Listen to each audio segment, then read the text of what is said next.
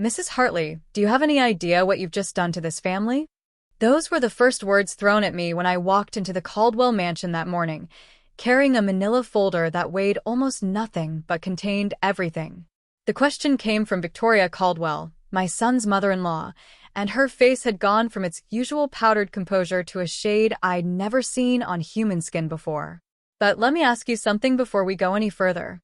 Have you ever watched someone you love disappear right in front of your eyes? Not physically, but in every way that matters? Their light dims, their voice gets quieter, their shoulders curve inward like they're trying to take up less space in the world. That's what I'd been watching happen to my son for 18 months, and I convinced myself I was imagining it, that I was being an overprotective mother, that marriage required adjustments and sacrifices. I was wrong about all of it. Hey, how are you doing today? Wherever you are right now, sitting in traffic, folding laundry, trying to fall asleep, cooking dinner, I want you to know this story is going to stay with you. Not because it's mine, but because it could be yours. It could be about your son, your daughter, your friend, or the person you were before you learned to fight back. So settle in. Get comfortable. Because what I'm about to tell you will make you angry, it will break your heart, and if I do this right, it will put it back together again. My name is Rebecca Hartley. I'm 62 years old, and until 3 months ago, I was a retired high school English teacher who spent her days volunteering at the library and believing that good people who work hard eventually get what they deserve. I thought marriage was sacred. I thought family meant protection. I thought that when my son Daniel married Natasha Caldwell, he was marrying into a family that would cherish him the way I did. This is the story of how I went from being a woman who'd never even raised her voice in public to the person who walked into a country club charity luncheon and destroyed an entire family's reputation in front of 200 of the city's most influential people. How I went from someone who apologized for taking up space to someone who demanded every inch of the room and got it. But let me start from the beginning. I need you to picture something. It's a Thursday afternoon, around 2:30. I'm at Morrison Medical Center. Yeah, I know I said no common names, but that's really what it's called, for my regular checkup. Nothing serious, just the routine blood work my doctor insists on now that I'm past 60. The appointment runs late, and I end up wandering the hallways looking for the bathroom. That's when I see him. My son. My Daniel. 28 years old, college educated, formerly the assistant manager at a regional marketing firm. He's on his knees in front of the men's restroom, wearing a blue janitor's uniform that's 2 sizes too big. There's a bucket beside him, and he's scrubbing the baseboards with the kind of focused intensity people use when they're trying not to think about their lives. I freeze. My brain can't make sense of what I'm seeing. Daniel had told me he was consulting for a new firm, working from home mostly, keeping irregular hours because of different time zones. Natasha had mentioned he was exploring new opportunities. Nobody said anything about this. I'm about to call out to him when someone else does it first. Well. Hard at work, I see. The voice makes my skin crawl before I even turn around. Robert Caldwell, Natasha's father. He's wearing one of those expensive suits that rich men wear when they want everyone to know they're rich, and he's got 2 other men with him, country club types, with golf tans and Rolex watches. Daniel's shoulders tense, but he doesn't look up. He keeps scrubbing. Gentlemen, allow me to introduce you to my son-in-law, Robert says, and there's something cruel in his voice that makes my hands curl into fists. Daniel's learning the value of honest work. Aren't you, Daniel? One of the other men chuckles. We all have to start somewhere, I suppose. Oh, this isn't a start, Robert says, and now he's laughing too. It's all he knows how to do. The 3 of them walk past like Daniel isn't even there. Like he's part of the furniture. Part of the floor he's cleaning. And my son, my brilliant, kind, gentle son, who used to read 3 books a week and volunteer at the youth center and make me laugh until I cried, he just keeps scrubbing. His hands are shaking. I can see it from where I'm standing. But he keeps scrubbing. I step back around the corner before he sees me. My heart is hammering so hard I think I might be sick. Everything I thought I knew about my son's life is reforming in my head like puzzle pieces I'd been forcing into the wrong spaces. The irregular hours. The weight loss. The way he never quite met my eyes anymore during our weekly Sunday calls. The carefully rehearsed answers about work. The way Natasha always seemed to be talking over him, answering questions I'd asked him directly. I'd noticed all of it. I'd worried about all of it. But I told myself I was being paranoid. That every marriage goes through adjustments. That I needed to let him live his own life. I leave the hospital without getting my blood work done. I sit in my car in the parking lot for 45 minutes, trying to understand what I just witnessed. Then, I do what I should have done months ago. I start digging. To understand what happened to Daniel, you need to understand who he was before Natasha Caldwell walked into his life. Daniel was my miracle baby. I had him when I was 34, after 6 years of trying and 3 miscarriages that nearly destroyed my marriage. His father, Tom, died in a car accident when Daniel was 7. After that, it was just the 2 of us. I worked 2 jobs to keep him in good schools, to give him opportunities, to make sure he never felt like he was missing out because he only had one parent. He never gave me a moment's trouble. Never. He was the kid who did his homework without being asked, who remembered to call his grandmother on her birthday, who volunteered to help elderly neighbors with their groceries. When he got into state university on a partial scholarship, I cried for a week straight. When he graduated with honors and landed a job at Brennan Marketing, I felt like every sacrifice I'd ever made had been worth it. He was 26 when he met Natasha at some networking event. She was 25, beautiful in that polished way that comes from expensive salons and personal trainers, and she worked in her father's real estate development company. Not worked, really. She had an office and a title, but from what Daniel told me, she mostly attended charity luncheons and sat on boards of organizations the Caldwell family wanted to be associated with. I met her 3 weeks after they started dating. Daniel brought her to Sunday dinner, and I tried so hard to like her. I really did. She arrived wearing white. To my house. White pants, white silk blouse, white designer bag. She looked around my small living room, the one I'd scrimped and saved to furnish nicely, like she was visiting a museum exhibit on how middle-class people lived. She didn't eat anything I cooked. Said she was on a cleanse. She spent most of dinner talking about places Daniel had never been and restaurants where a single meal cost more than my weekly grocery budget. But Daniel looked at her like she'd hung the moon. "Isn't she amazing, Mom?" he asked me while she was in the bathroom, probably disinfecting the toilet seat before she sat on it. His eyes were bright with something I hadn't seen since he was a little boy on Christmas morning. What was I supposed to say? That I got a bad feeling from her? That she seemed shallow and status-obsessed? That I worried she saw him as a project, not a partner? I said she seemed lovely. I said I was happy for him. I said all the things mothers say when they want to support their children's choices, even when every instinct is screaming at them to interfere. They got engaged 4 months later. For months. The ring probably cost more than I made in a year of teaching. It was a family heirloom, Natasha explained during another dinner, this time at the Caldwell estate, where I felt like I should be using the servants' entrance. Her grandmother's ring. A 3-carat diamond that caught the light like a disco ball.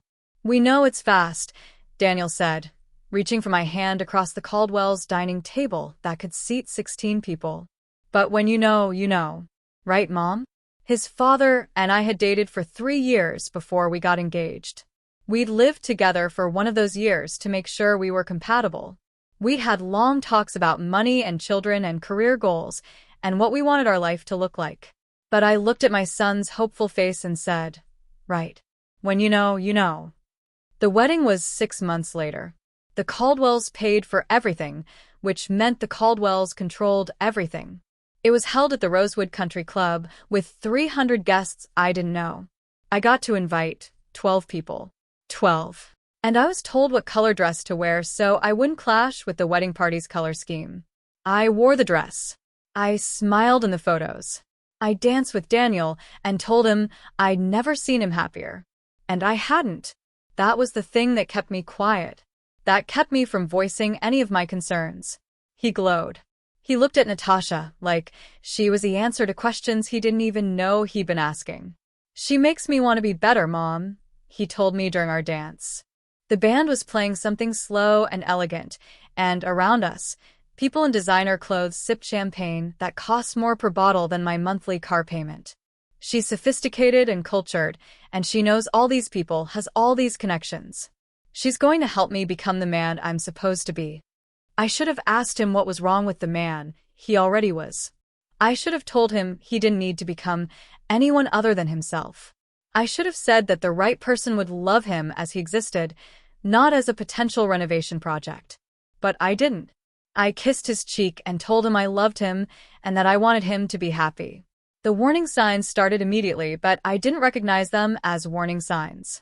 After the honeymoon, 3 weeks in Europe, all paid for by the Caldwells, naturally, Daniel and Natasha moved into a condo in the Riverside Towers. The Caldwells owned the building. The condo was a wedding gift. Daniel was thrilled. A place in the city, modern and sleek, the kind of home he could have never afforded on his salary. It's temporary, he assured me when I visited for the first time. Just until we save up for a down payment on our own place. But I noticed that all the furniture was Natasha's choice. All the art was Natasha's taste.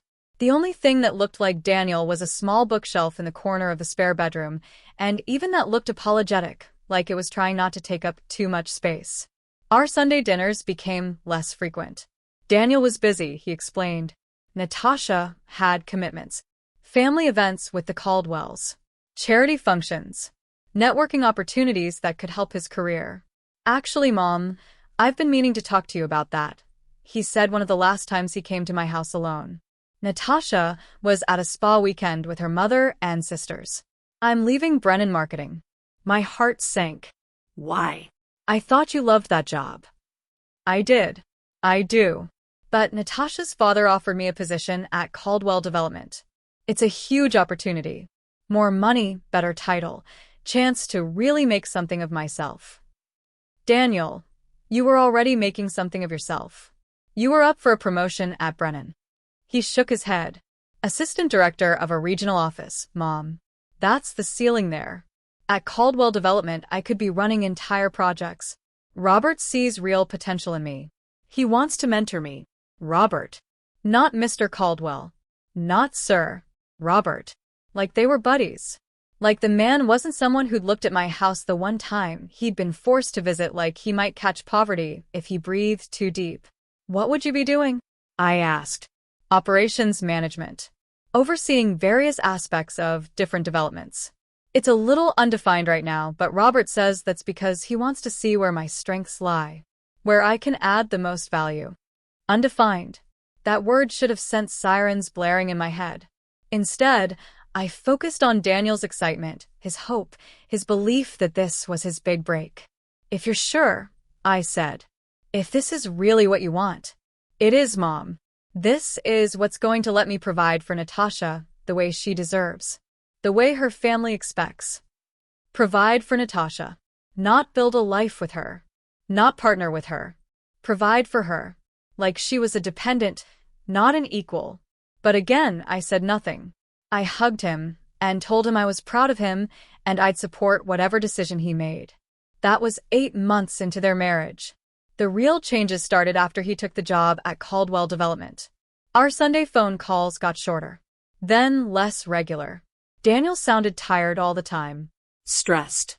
When I asked about work, he'd give vague answers about learning curves and different business cultures. When I asked about Natasha, he'd say she was wonderful. She was being so patient with him while he adjusted to the new job demands. She was helping him network with important people. Asked if I could come visit the condo. He said they were redecorating. I invited them both to Sunday dinner. He said their weekends were booked solid with Caldwell family events. I suggested meeting for coffee some weekday. He said his schedule was unpredictable. I was losing him. Slowly, steadily, like watching someone drift away on a current they either couldn't or wouldn't swim against.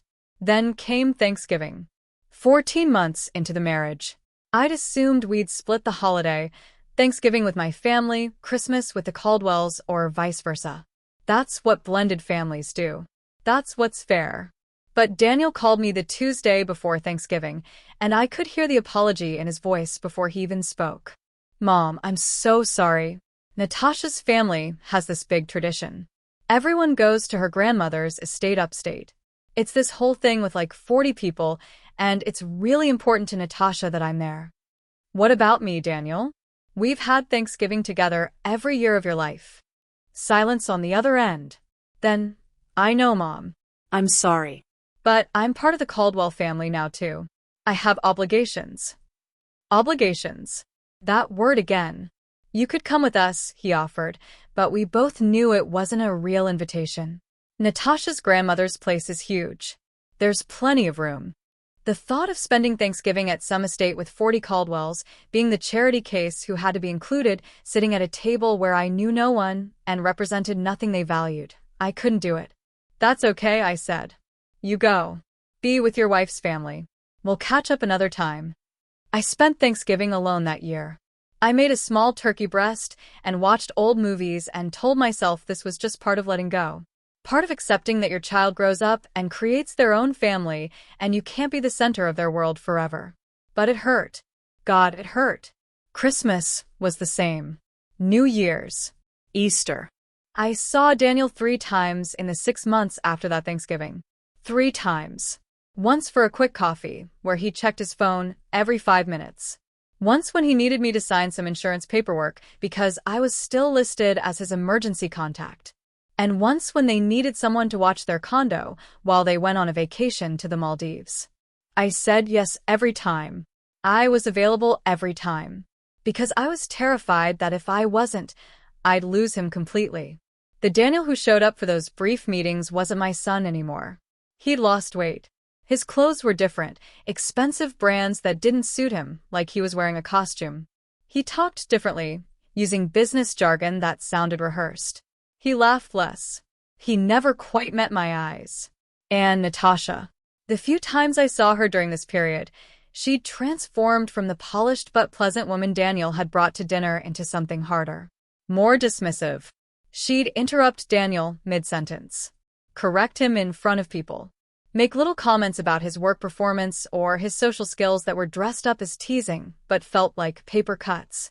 Daniel's still learning how to dress for client meetings, she said once when we crossed paths at a coffee shop. She said it with a laugh, like it was cute. Yesterday, he almost wore a tie his mother probably bought him in 2015. Can you imagine? I bought him that tie for his college graduation. He loved it. Daniel had laughed along with her comment, but the laugh was hollow. Performative. I should have said something then. I should have pulled him aside and asked if he was okay. If he was happy. If this was really the life he wanted. But I was afraid. Afraid he'd tell me I was being overprotective. Afraid he'd pull away even further. Afraid I'd lose the tiny thread of connection we still had. So I stayed quiet. I smiled. I pretended not to notice that my son was disappearing. And then I found him scrubbing bathroom floors while his father-in-law mocked him to strangers. That night, after I left the hospital without my blood work, I sat at my kitchen table and made a list of everything I'd noticed and ignored. The weight loss. The expensive clothes that didn't fit his personality. The canceled plans. The missed calls. The vague explanations about work. The way Natasha spoke to him. The way he'd stopped talking about his own dreams. The way he'd stopped talking about anything that mattered. And now this. A job cleaning bathrooms in a hospital, while his wife and her family told everyone he was consulting and exploring opportunities. Why would they lie about it? Why would Daniel lie about it? I picked up my phone and did something I'd never done before. I called my son without asking if it was a good time first. He didn't answer. I called again. And again. On the 4th call, he picked up. Mom, I can't really talk right now. I saw you today, I said. At the hospital. Silence. Daniel, I saw you. I saw what you were doing. I saw how he talked to you. More silence. Then, so quietly I almost couldn't hear him. Mom, please don't. Don't what? Don't acknowledge what I saw. Don't ask why you're cleaning bathrooms while telling me you're consulting. Don't wonder why Robert Caldwell talks to you like you're nothing. It's not what you think. His voice was tight. Strained. It's temporary. Just until I prove myself. Robert's teaching me humility, helping me understand the business from the ground up. It's actually a really valuable. Stop. I never interrupted Daniel in his life. Never. Stop lying to me. But more importantly, stop lying to yourself. I have to go. Natasha's calling on the other line. Daniel, He hung up. I stared at my phone, and that's when I knew something was terribly, terribly wrong. This wasn't about a son growing up and creating distance from his mother. This wasn't about a marriage requiring adjustments and compromises. This was about something else entirely. Something darker. Something that had my son scrubbing floors and accepting humiliation as if it were a career development opportunity. I thought about calling him back, demanding answers, showing up at his condo. But I'd been demanding and showing up for months, and it had only pushed him further away. So instead, I did what I do best, what I spent 35 years teaching teenagers to do. I researched. I started with Robert Caldwell. Public records are amazing things when you know where to look. Property holdings, business filings, court records, newspaper archives. The Caldwell development empire looked impressive from the outside. Luxury condos, commercial properties, that new shopping complex on the east side. But when you dug deeper, things got interesting. There were lawsuits. A lot of them. Contractors claiming they hadn't been paid. Subcontracteurs filing liens. Small businesses suing for breach of contract. Most of them settled out of court with non-disclosure agreements, but the pattern was clear. The Caldwells had a habit of using people's labor and then finding ways to avoid full payment. Then I looked into the family itself. Robert Caldwell came from money, but not as much money as he wanted people to think. His father had been moderately successful in real estate, but Robert had leveraged that modest inheritance into something bigger through aggressive, some might say predatory, business practices. He'd made his fortune by promising partnerships to smaller investors and developers, then using legal loopholes to squeeze them out once the projects became profitable. There were profiles of him in business magazines, interviews where he talked about tough love and teaching people their true value, and separating wheat from chaff. There was one quote that made my blood run cold. I believe in giving people opportunities to prove themselves. And if they can't rise to the challenge, well, that tells you everything you need to know about their character. I thought about Daniel on his knees, scrubbing bathroom baseboards. I thought about Robert's words. It's all he knows how to do. And I understood. This wasn't about teaching Daniel the business from the ground up. This wasn't about humility or character building. This was about breaking him down, about making him so grateful for any scrap of approval that he'd accept anything, do anything, become anything they wanted him to be. I kept digging. Natasha's social media was a carefully curated gallery of luxury, designer clothes, exotic vacations, charity galas. In the photos from the past year, Daniel appeared less and less frequently. When he did appear, he was always in the background. Always slightly out of focus. Always looking like he was trying to figure out where he was supposed to stand. Then I found something that made me sit up straight in my chair. A Society Page article from 2 months ago about a Caldwell development charity auction. There was a photo of Natasha laughing with some man in an expensive suit. The caption identified him as real estate developer Marcus Westfield. Wait, I said, no common names. His name was actually Trevor Westfield. Different Trevor, different Westfield, doesn't matter. What mattered was how Natasha was looking at him in that photo, and how her hand was resting on his arm. I searched for more. Found 3 other events where Natasha and Trevor appeared in photos together. Always close. Always engaged in conversation that looked more intense than casual charity event small talk. I took screenshots of everything. Then I started calling in favors. When you teach high school for 35 years, you end up knowing a lot of people. One of my former students was now a lawyer specializing in employment law. Another worked in hospital administration. Another was a private investigator who'd gotten into the field after I helped him through a rough patch during his junior year. I made calls. I asked questions. I learned things. And 3 days after I saw my son cleaning bathrooms, I had enough information to understand exactly what had happened to him. The full picture came together like the world's most depressing puzzle. Daniel had never actually worked at Caldwell Development. Not in any real capacity. When Robert Caldwell offered him that operations management position, what he'd actually done was put Daniel through a series of increasingly demeaning jobs, each one framed as a learning opportunity or character-building exercise. First, it was filing. Learning the organizational systems from the ground up, Robert called it.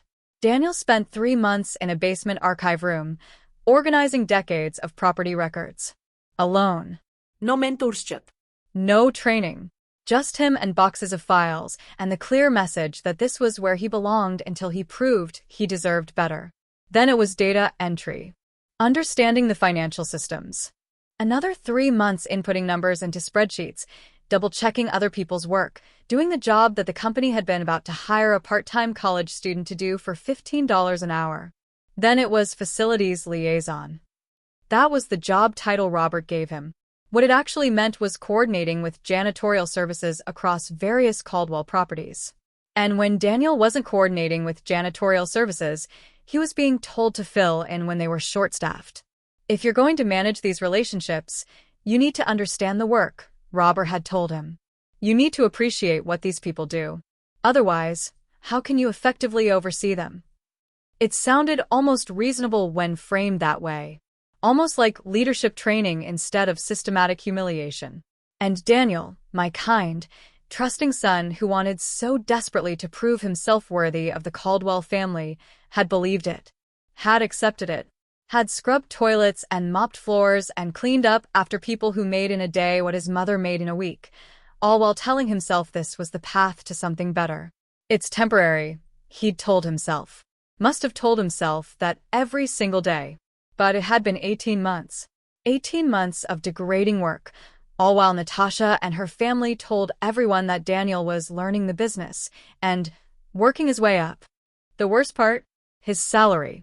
My former student who worked in employment law looked into it for me. The position Daniel officially held at Caldwell Development, facilities coordinator, paid $42,000 a year. He'd been making $68,000 at Brennan Marketing. He'd taken a massive pay cut to clean bathrooms and be mocked by his father-in-law. But that wasn't even the bottom of this particular pit. The condo, the wedding gift, wasn't a gift at all. My PI friend found the paperwork. It was listed as a loan against Daniel's future earnings at Caldwell Development. A loan with very specific terms buried in very dense legal language that basically meant if Daniel ever left the company, the full value of the condo became immediately due. The condo was worth approximately $800,000. There was no way Daniel could pay that, which meant there was no way Daniel could leave.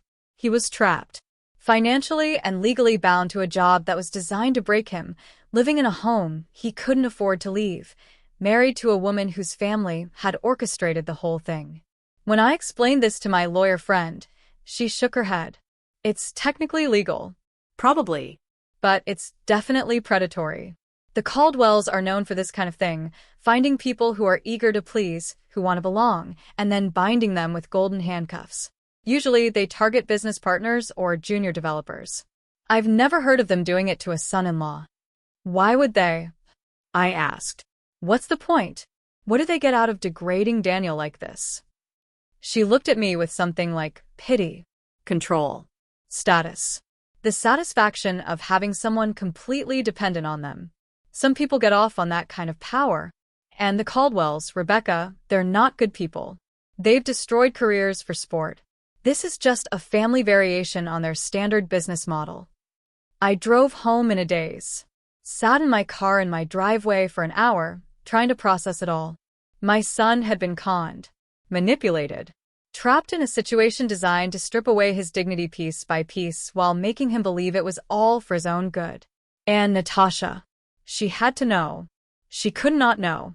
This was her family's playbook.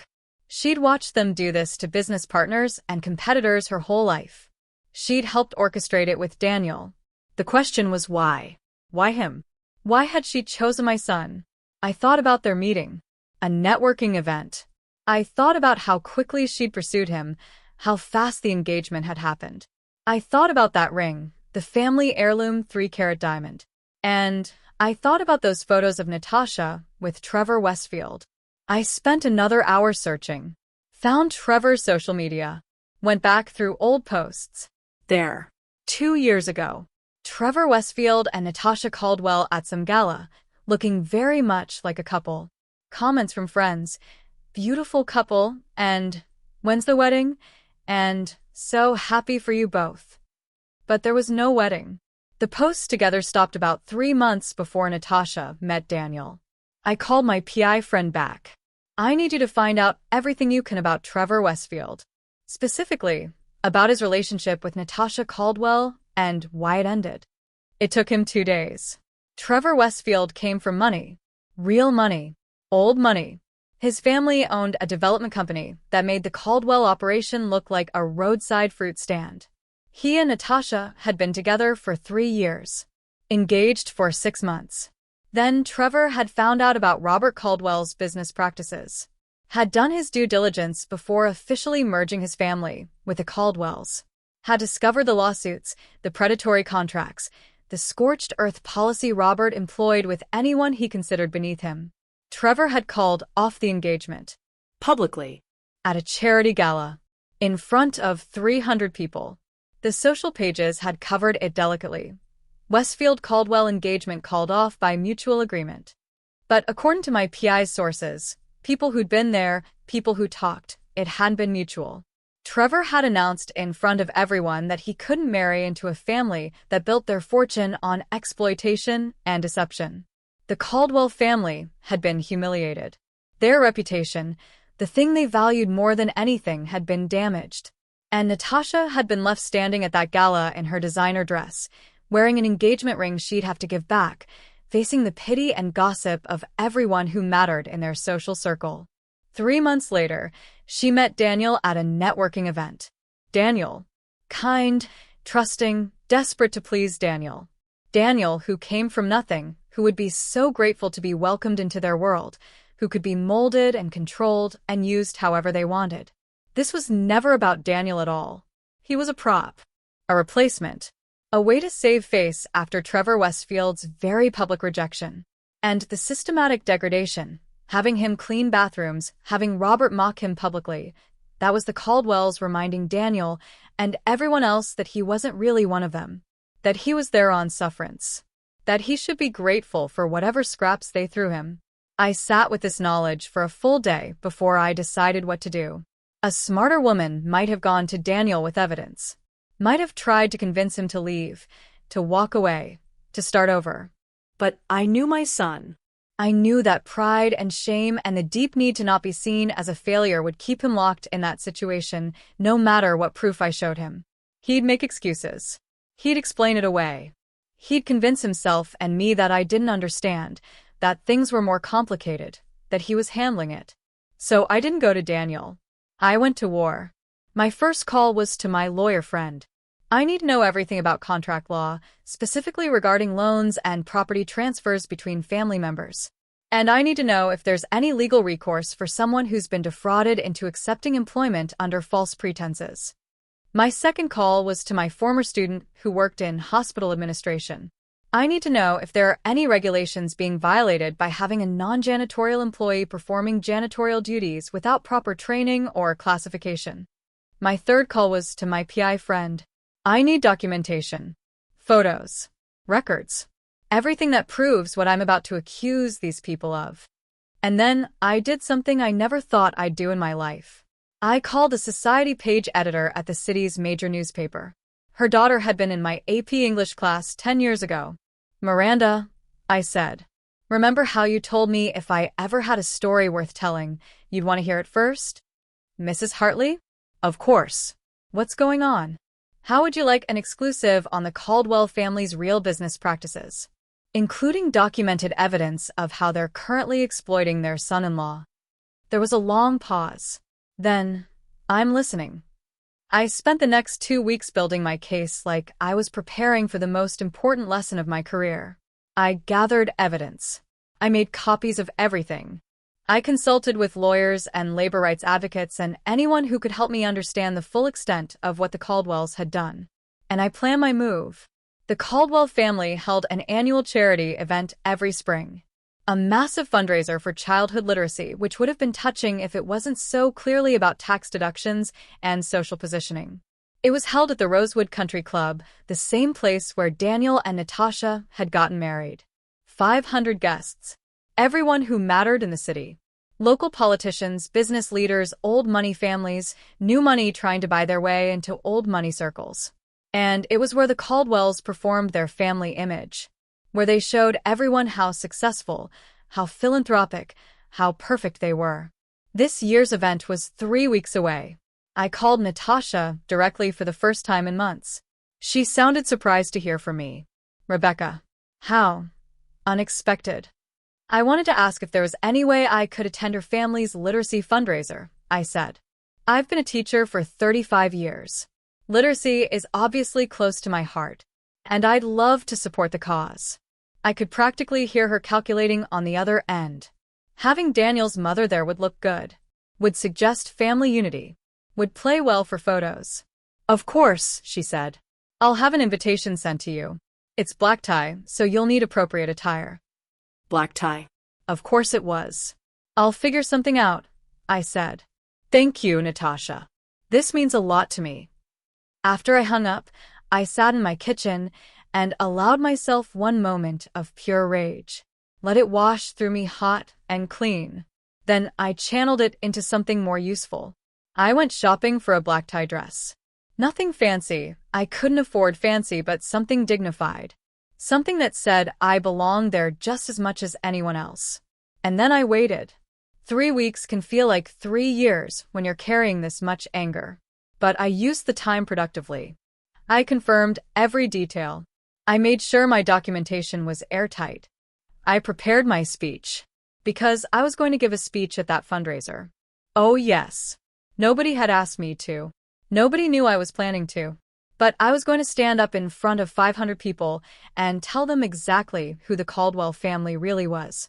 The night before the event, Daniel called me. First time he'd initiated a call in months. Mom, Natasha said you're coming tomorrow night? That's right. I'm looking forward to it. That's great. Really great. He sounded nervous. Listen, I just want to make sure you know it's a pretty formal thing. Very structured.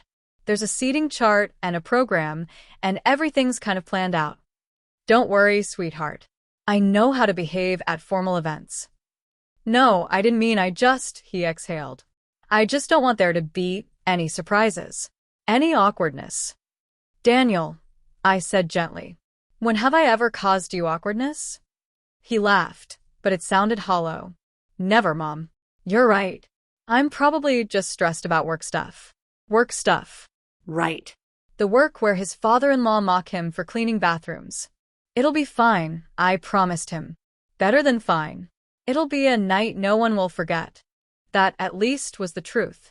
The Rosewood Country Club looked like something out of a movie. The kind of movie where rich people do terrible things to each other while wearing expensive clothes and smiling for cameras. I arrived alone, wearing my department store black dress and my mother's pearls, the only real jewelry I owned. The valet looked at my 12-year-old sedan like it was a personal insult to his profession, but he took the keys with professional courtesy. Inside, the ballroom had been transformed into what the program called a literary garden. There were topiaries shaped like books, centerpieces featuring vintage hardcovers arranged artistically. Even the napkins had quotes from classic literature printed on them. The irony of the Caldwell family, people who'd probably never read a book that wasn't about tax law or real estate, hosting a literacy fundraiser wasn't lost on me. I found my name on the seating chart. Table 18. Near the back, naturally. Far from the Caldwell family table, which was front and center, practically on the stage. But that was fine. I didn't need to be close to them yet. I didn't go to the ladies' room. I went to the corridor where the event coordinator had set up her command center, a small table with seating charts, programs, and a timeline for the evening's events. She was a harried woman in her 40s, juggling 3 phones and a clipboard. I recognized the look. I'd worn it myself during every school play and fundraiser I'd ever organized. Excuse me, I said. I'm so sorry to bother you. I'm Rebecca Hartley, and there's been a small mix-up with the program. She looked up frazzled. A mix-up? Yes. I was supposed to give a brief speech about literacy and education. I'm a retired English teacher, but I don't see myself listed in the program. I'm Daniel Caldwell's mother. I think Natasha forgot to add me to the speaker list. This was a complete lie. But I said it with the confidence of someone who believed it completely. The coordinator checked her clipboard. I don't have anything about. I know. That's the mix-up. Natasha mentioned it to me 3 weeks ago, but with everything she's managing, it must have slipped through the cracks. It's only 5 minutes. Just a brief reflection on why literacy matters, tied to my experience as an educator. Very on theme. The woman hesitated. I could see her doing the math. Call Natasha and confirm, possibly embarrassing the family if this really was an oversight, or trust the older woman in the sensible dress who sounded so certain. I really don't want to put you in an awkward position. I continued. If you need to check with Natasha, I completely understand. Although she's currently entertaining Councilman Harrison, and I'd hate to interrupt that conversation.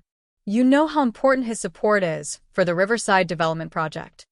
The fact that I knew about the Riverside Development Project sealed it. I clearly was connected to the family. I clearly knew their business. 5 minutes, the coordinator confirmed.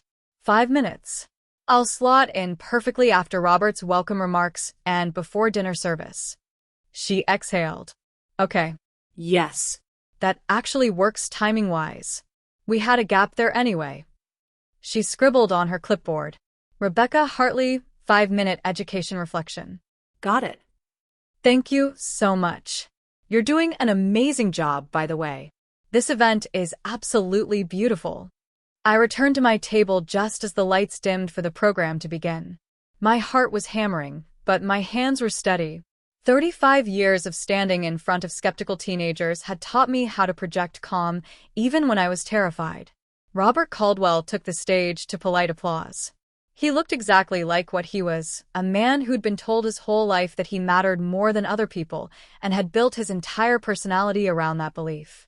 Expensive tuxedo, perfect silver hair, smile that didn't reach his eyes. Good evening, and welcome to the 15th Annual Caldwell Foundation Literacy Gala, he began. My family and I are honored by your presence here tonight as we gather to support a cause that's close to our hearts, ensuring every child has access to the transformative power of reading. Transformative power of reading. I wondered if Robert had ever been transformed by a book, or if he just had someone write this speech for him. He went on for about 10 minutes, talking about the foundation's work, the grants they'd given to local schools, the literacy programs they'd funded. All good things. All legitimate. All carefully calculated to generate good publicity and tax deductions. Then he introduced his family. Victoria Caldwell, his wife, stood and waved. Elegant, cold, perfect. Their 2 daughters, Natasha and Veronica, stood next. Both beautiful, both polished, both wearing smiles that looked painted on. And of course, our newest family member, Natasha's husband Daniel Hartley Caldwell. Daniel stood. The hyphenated name was news to me. When had that happened? He looked uncomfortable with the attention, gave a small wave, sat down quickly. Daniel has been an invaluable addition to our family and to Caldwell Development, Robert continued. He's learning our business from the ground up, understanding every aspect of what we do. That's the kind of dedication and humility we value. Learning from the ground up, understanding every aspect. He meant it as praise. The audience heard it as praise. There was warm applause. But I heard it for what it was. A public reminder to Daniel and everyone else that he was at the bottom. That he was humble because he had to be. That his value was in his willingness to be degraded. Robert wrapped up his welcome remarks. And now, before we move to dinner, I understand we have a special guest who'd like to say a few words about the importance of education. Rebecca Hartley, a retired English teacher and Daniel's mother. Rebecca? The spotlight swung toward my table. I stood, and I could see the confusion ripple across the Caldwell family table. Natasha's mouth had dropped open. Victoria looked like she'd swallowed something sour. Daniel had gone pale. But it was too late for any of them to stop this. I walked to the stage on steady legs.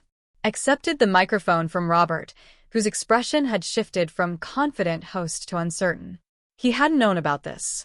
Natasha hadn't told him, which meant Natasha was about to be in serious trouble. But that was her problem.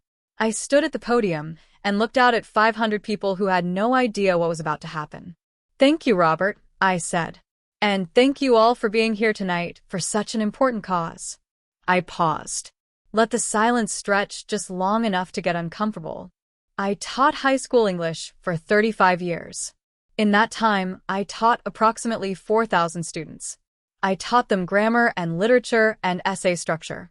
But more than that, I tried to teach them how to recognize truth, how to read between the lines, how to understand that words are powerful, yes, but actions tell the real story. A few people shifted in their seats. The room had gotten very quiet. One of my favorite books to teach was Great Expectations by Charles Dickens. It's about a young man named Pip who's given opportunities by a mysterious benefactor. Pip believes these opportunities are meant to elevate him, to make him a gentleman, to give him entrance into a world he doesn't belong to. But what he doesn't realize until much later is that he's not being elevated. He's being used. He's a plaything for people with more power and money than conscience. Robert had started moving toward the stage, but he couldn't interrupt without making a scene. Not yet. Not in front of all these people. "I think about Pip a lot these days," I continued. "I think about how easy it is to manipulate someone by offering them something they desperately want. Acceptance, status, a place at the table. And how once you have them hooked, you can make them do almost anything while convincing them it's for their own good." Natasha had stood up from her table. Victoria was whispering something urgent to someone, probably instructing them to cut the microphone. But I'd been a teacher for 35 years. I knew how to project. If they cut the mic, I'd just speak louder. "My son Daniel is here tonight. Daniel, sweetheart, could you stand up?" He didn't move, just stared at me with a mixture of horror and pleading in his eyes. Daniel was a brilliant student. Full scholarship to State University. Graduated with honors. He's kind and hardworking, and he spent his whole life trying to prove he's worthy of good things, which made him the perfect target. The room had gone from quiet to dead silent. People were looking between me and the Caldwell table, trying to understand what was happening. 18 months ago, Daniel married into the Caldwell family. He was offered a position at Caldwell Development, Operations Management, they called it. A chance to learn from the best, to be mentored by his new father-in-law, to really understand the business. What an opportunity, right? What loving family wouldn't want to help their new son-in-law succeed? I could see security guards moving along the walls now. But I wasn't threatening anyone. I was just talking. They couldn't drag me off stage without creating the exact scene the Caldwells were desperate to avoid. But here's what learning the business actually meant for my son. It meant 18 months of filing papers in a basement, of data entry for minimum wage, of coordinating janitorial services, of actually doing janitorial work when they were short-staffed, of scrubbing bathroom floors while people walked past him like he was invisible. Gasps from the audience now. Whispers. Robert had reached the stage steps, but I held up a hand. "I saw him," I said, 2 weeks ago at Morrison Medical Center.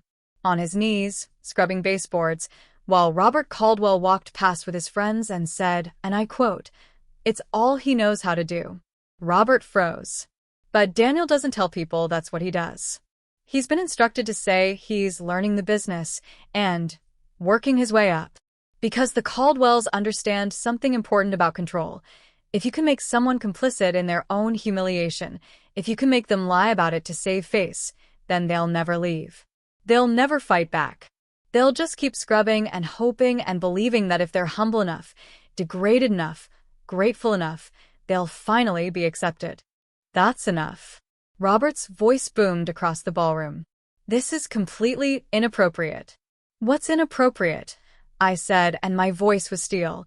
"Is exploiting your son-in-law. What's inappropriate is offering someone a salaried position and then having them perform manual labor without proper classification or compensation. What's inappropriate is making someone sign a property loan disguised as a wedding gift, binding them financially so they can't leave even when they realize what you've done to them." Phones were coming out now. People were recording. This would be all over social media within the hour. "Good. I have documentation," I continued. "Employment contracts. Property loan agreements. Hospital surveillance footage from Morrison Medical Center showing Daniel performing janitorial duties. Testimony from multiple sources about the Caldwell family's pattern of predatory business practices. I reached into my small clutch and pulled out a USB drive. Held it up. It's all right here. Every detail of how one of this city's most prominent families systematically destroyed a young man's dignity and self-worth while calling it mentorship. And I've already provided copies to the Department of Labor, to the State Labor Board, and to Miranda Chun at the Herald. Miranda was in the audience. I told her to be here, told her this would be worth covering. She was grinning like I'd just given her a Pulitzer. Robert's face had gone from red to purple. You have no right. I have every right. I'm his mother. And unlike you, I actually love him. I turned back to the audience. I'm sharing this information not for revenge, though I won't pretend I don't want these people held accountable. I'm sharing it because I taught 4,000 students over 35 years, and I know that Daniel isn't the only one. There are other young people out there being manipulated by the promise of opportunity, being told that abuse is mentorship, that degradation is character building, that they should be grateful for the chance to be exploited. My voice broke on that last word, not from weakness, but from the sheer force of finally saying what needed to be said. So, here's what I want you to remember from tonight. When someone offers you an opportunity that requires you to give up your dignity, that's not an opportunity. That's a trap. When someone says they're teaching you humility but what they're really doing is humiliating you, that's not education. That's abuse. And when your family, the people who are supposed to love and protect you, treat you as less than human, you're not obligated to stay. You're not obligated to be grateful. You are not obligated to keep their secrets. I looked directly at Daniel. He was standing now, tears running down his face. You deserved better than this, sweetheart. You always did. And I'm sorry it took me so long to fight for you the way I should have from the beginning.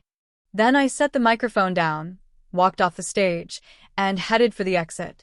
I made it about halfway across the ballroom before all hell broke loose. The thing about detonating a bomb in a room full of wealthy people is that they don't know how to react. They're used to controlling narratives, managing scandals, spinning stories to their advantage. They're not used to being confronted directly with evidence of their cruelty. For about 10 seconds after I stepped off that stage, nobody moved. The silence was absolute. Then Natasha started screaming. She's lying. She's a bitter, jealous woman who can't accept that her son found a family better than her. Everything she said is a complete fabrication. But people were already pulling out phones, already searching for the Herald's website where Miranda had published the story I'd given her 30 minutes before I arrived at the gala. Complete with documentation, photos, testimonies. The story was headlined, "The Real Cost of Caldwell Development: How One Family Built an Empire on Exploitation." It was trending on social media before I reached the ballroom exit. Robert was trying to regain control of the room.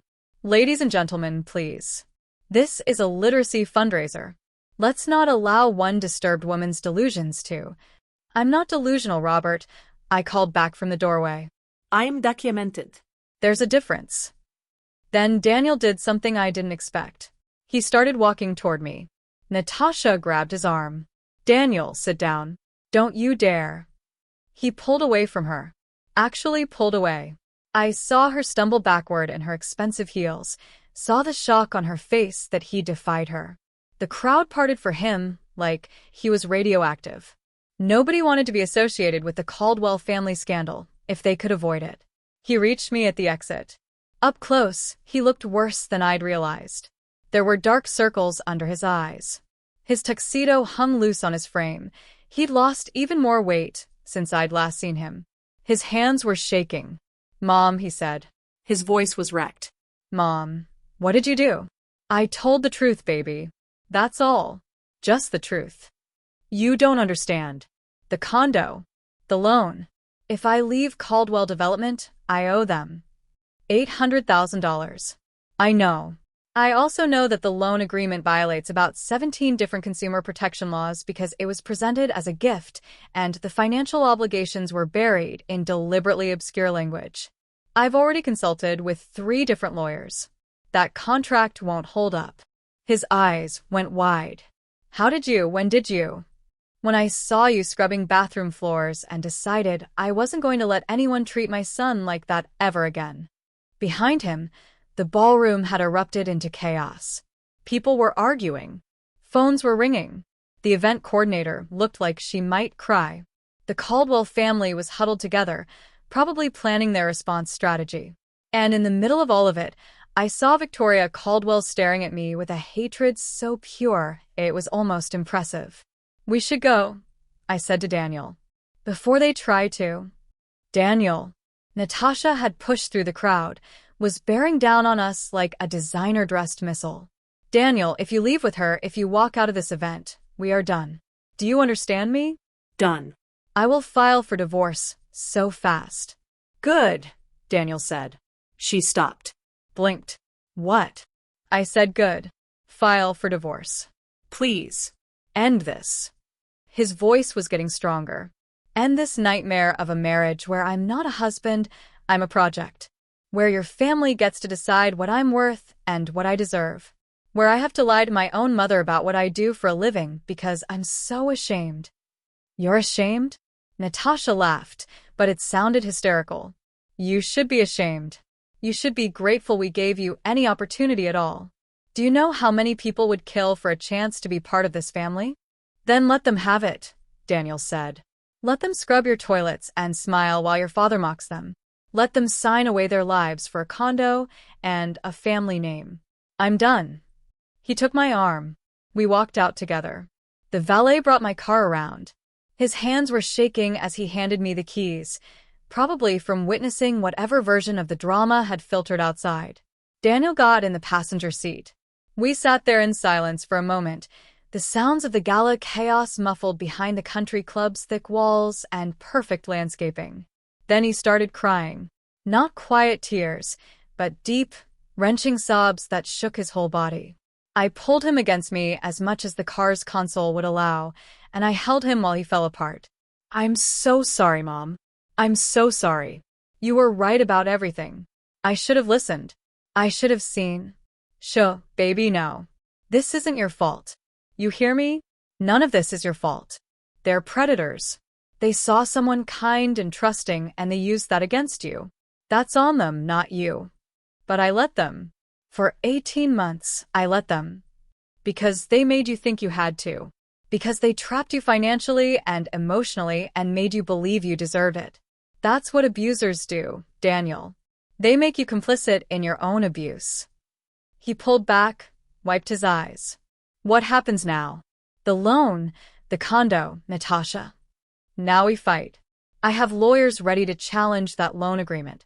I have labor rights advocates ready to file complaints against Caldwell Development for misclassification of employment and a dozen other violations.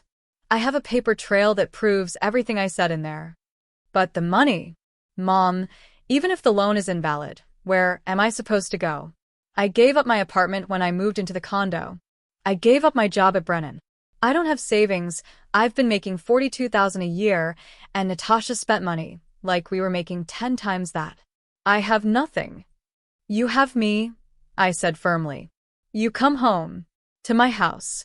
Your room is exactly how you left it. You stay there until you figure out what's next. And Daniel, you're not starting from nothing. You have experience. You have skills. You have intelligence and work ethic.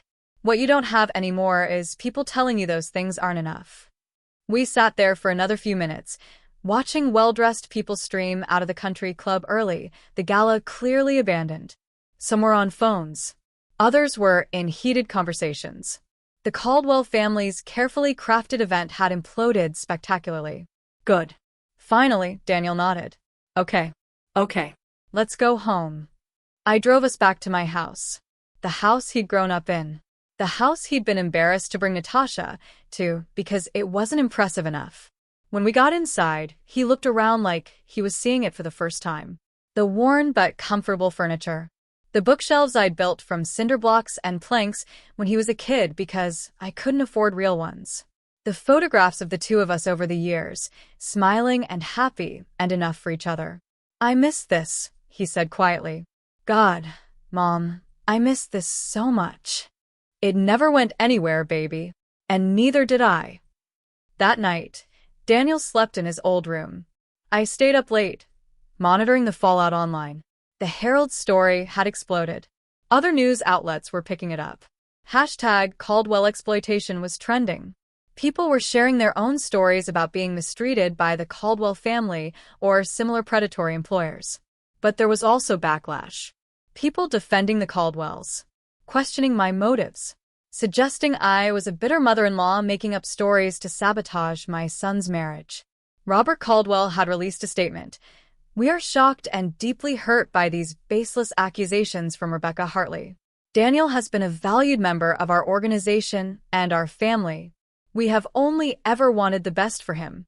These claims are demonstrably false, and we will be pursuing legal action against Ms. Hartley for defamation. Let them pursue it. I had evidence. They had empty threats. What worried me more was a different statement, this one from Natasha, posted to her social media. My heart is broken. I love my husband deeply and have only ever supported his growth and development. To see him manipulated by someone who can't accept that he's built a life beyond her is devastating. Daniel, please come home. We can work through this. Don't let her poison what we've built together. It was perfectly crafted. Made her look like the victim. Made me look like the villain. Made Daniel look like a confused child caught between his wife and his mother. I screenshotted it for my lawyer. Then I saw I had a text from Miranda at the Herald. Story blew up. Already had to add 3 servers to handle traffic. Follow-up interviews requested by national outlets. You good for a sit-down tomorrow? I texted back. Yes. But Daniel needs to be ready for this to get bigger. Is he safe? I looked down the hallway toward his closed bedroom door. He is now. The next morning, I woke up to my phone ringing. Unknown number. Ms. Hartley? This is Jennifer Walsh from Good Morning America. We'd love to have you on the show to discuss. I hung up. Called my lawyer friend instead. Sarah, it's Rebecca. Things are escalating faster than I anticipated. I saw. You're everywhere. CNN, MSNBC, Fox. Everyone's covering it. The Caldwells released a statement threatening to sue you. Can they? For defamation? Not if everything you said is true. And based on what you've shown me, it is. But they can make your life miserable trying. And Rebecca, there's something else you should know. I got a call this morning from a lawyer representing Natasha Caldwell.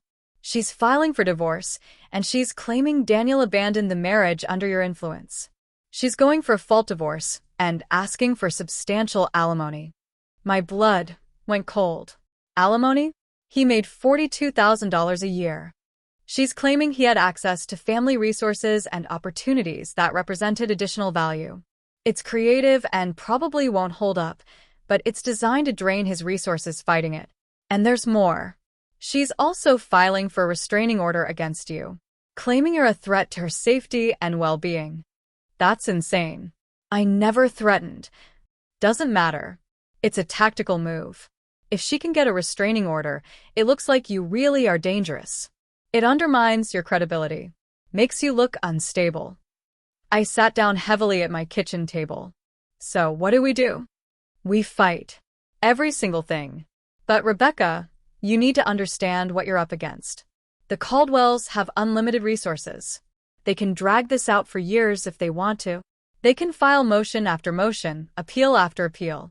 They can make this so expensive and exhausting that most people would give up. I'm not most people. I know. But Daniel, how's he holding up? I looked up to see Daniel standing in the doorway, looking like he hadn't slept. His eyes were swollen from crying. He's hanging in there, I said. Sarah, I'll call you back. I hung up and stood to hug my son. He held on to me like I was the only solid thing in a tilting world. I saw Natasha's post, he said. And the divorce filing notification came through this morning. Mom, she's asking for alimony. How can she ask me for money when her family has millions and they've paid me nothing? Because this isn't about money, baby. It's about punishment. You left. You defied them. You chose me and the truth over their image and control. They can't let that stand. So, what do we do? Before I could answer, there was a loud knock at the door. We both froze. Miss Hartley? This is Officer Davidson with the city police. We need to speak with you regarding a restraining order filing. Daniel's face went white. Mom, don't answer it. They can't just. It's okay, I said quietly. We haven't done anything wrong. We answer, we cooperate, we document everything. I opened the door. 2 police officers stood on my small front porch, looking uncomfortable. Ms. Rebecca Hartley? Yes. We have a temporary restraining order filed by Natasha Caldwell Hartley requiring you to maintain a distance of at least 500 feet from her person and her residence. You're also prohibited from contacting her directly or indirectly, including through social media or third parties. One of the officers handed me papers. You'll have a hearing in 2 weeks to determine if this becomes permanent. Do you understand these terms? I understand, I said. My voice was remarkably calm considering my hands were shaking. Can I ask on what grounds this order was issued? The officers exchanged glances. The petition claims you made threatening statements at a public event and have been harassing Ms. Caldwell Hartley through various means. Do you have any questions about the terms of the order? No. Thank you, officers. They left. I closed the door and stared at the papers in my hands. Threatening statements, I said. Harassment. They're rewriting what happened, making themselves the victims. Daniel took the papers from me, read through them. His hands were shaking worse than mine. This is my fault. I never should have let you. Stop. This is not your fault. And I would do it all again. But even as I said it, I felt the weight of what I'd started settling on my shoulders. The Caldwells weren't just going to let this go. They were going to use every resource, every connection, every legal maneuver they had to destroy us. And I'd brought this war to my doorstep thinking I was prepared for it. I wasn't sure anymore. The next 2 weeks were a masterclass in how wealthy people weaponize the legal system. The Caldwells didn't just file for divorce and a restraining order. They launched a full assault. First came the defamation lawsuit, not just against me, but against Miranda Chun and the Herald. $5 million in damages for reputational harm and intentional infliction of emotional distress. The Herald's lawyers weren't worried. We published documented facts. Their attorney told me during a joint meeting. Truth is an absolute defense against defamation. But defending against a baseless lawsuit still costs money, still takes time, still creates stress and uncertainty. Then Caldwell Development filed a lawsuit against Daniel for breach of contract and misappropriation of company resources. They claimed he'd stolen proprietary information, violated non-disclosure agreements, and damaged client relationships. None of this is true, Daniel said, staring at the legal filing. I cleaned bathrooms. I filed papers. I never even saw proprietary information. Doesn't matter, Sarah explained. They're creating a narrative, making him look like a disgruntled employee who lied about his position to save face. Then came the eviction notice for the condo. The Caldwells were claiming Daniel had abandoned the property and violated the terms of the loan agreement. He has 30 days to vacate or they'll forcibly remove him, Sarah said. But here's the problem. Legally, until the divorce is final, that's his marital residence.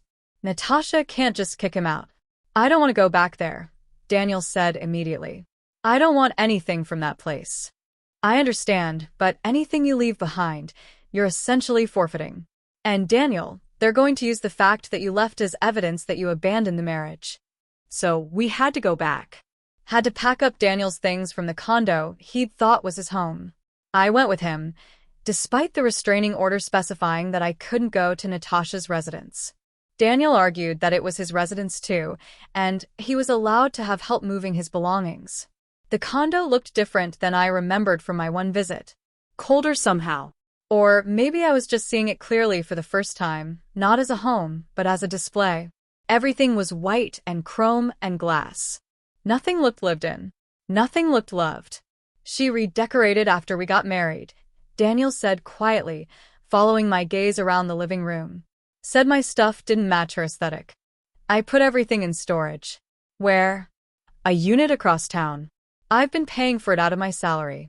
So he'd been making $42,000 a year, paying for a storage unit to keep his belongings because they weren't good enough for his own home, while Natasha spent money on designer furniture and redecorations.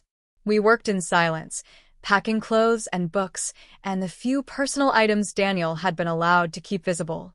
His laptop, some photographs, a watch his father had given him before he died, one of the only things he had left of Tom.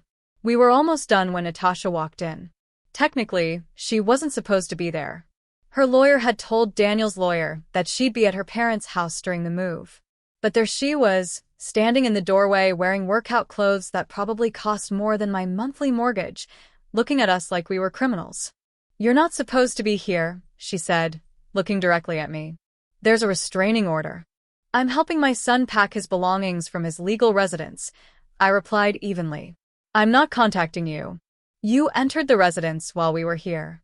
This is my home. It's also legally his until the divorce is final," I said. "We'll be out of your way shortly." She turned to Daniel. When she spoke, her voice had shifted, softer, wounded. "Is this really what you want? To throw away everything we built together? Everything my family did for you? Everything you did to me, you mean?" Daniel said. He didn't even look at her, just kept folding clothes into a box. "I loved you. I gave you opportunities you never would have had. You gave me humiliation. You gave me degradation. You gave me a fake job and a fake title, and you made me lie about it to everyone, including my own mother. We were teaching you. My father was preparing you to eventually take on real responsibility. But you had to be patient. You had to prove yourself worthy. By scrubbing toilets." Daniel's voice cracked. "By being mocked in public? By taking a pay cut and living on your allowance money because my salary couldn't cover your spending? That's what I had to prove." Natasha's carefully composed expression slipped. "You're twisting everything. Making yourself the victim when all we did was welcome you into our family. Your family destroyed me." Daniel finally looked at her. "And you helped them do it. You stood by while your father humiliated me. You spent money we didn't have and then made me feel guilty for not being able to provide more.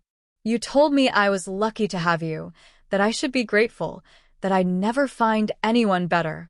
Well, guess what, Natasha? I'd rather be alone for the rest of my life than spend one more day being made to feel worthless by you and your family. You're going to regret this," she said. The softness was gone now.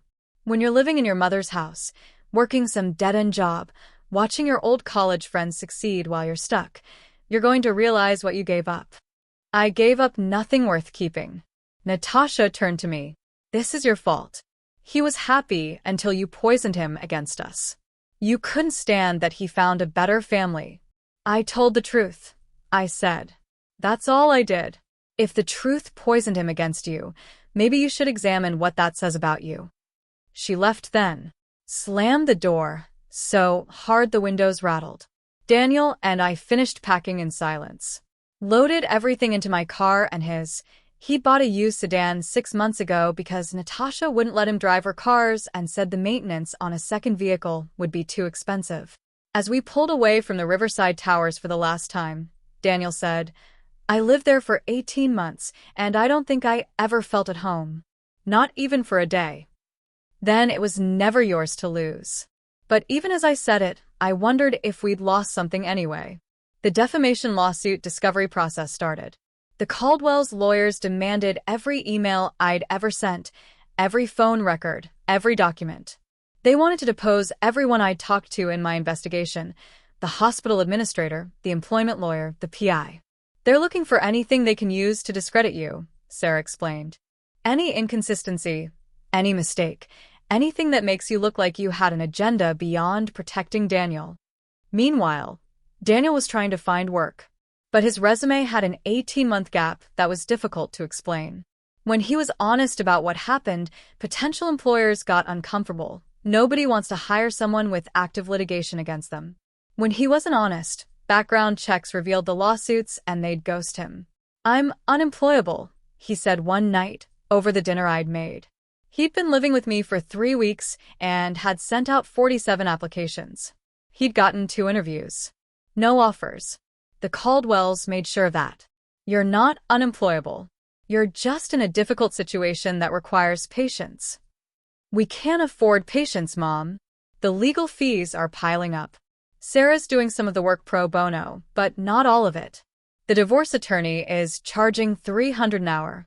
How am I supposed to pay for any of this? I didn't have a good answer. My teacher's pension covered my living expenses, but not much else. I'd taken out a small loan against my house to help with initial legal costs, but that wouldn't last forever. We were running out of money, running out of options, running out of time, and the Caldwells knew it. The restraining order hearing was scheduled for a Thursday afternoon. Sarah prepped me extensively. They're going to paint you as unhinged. A crazy mother who can't accept that her son grew up and moved on. They'll point to the gala speech as evidence that you're unstable and potentially dangerous. I told the truth at that gala. I know, but truth doesn't matter if they can make you look unreliable. So when you testify, I need you to be calm, measured. Don't get emotional, don't get defensive. Just answer the questions directly. The hearing was in front of Judge Patricia Morrison, different family, doesn't matter. Natasha arrived with her parents and 2 lawyers. She'd dressed carefully for this. Conservative suit, minimal makeup, hair pulled back.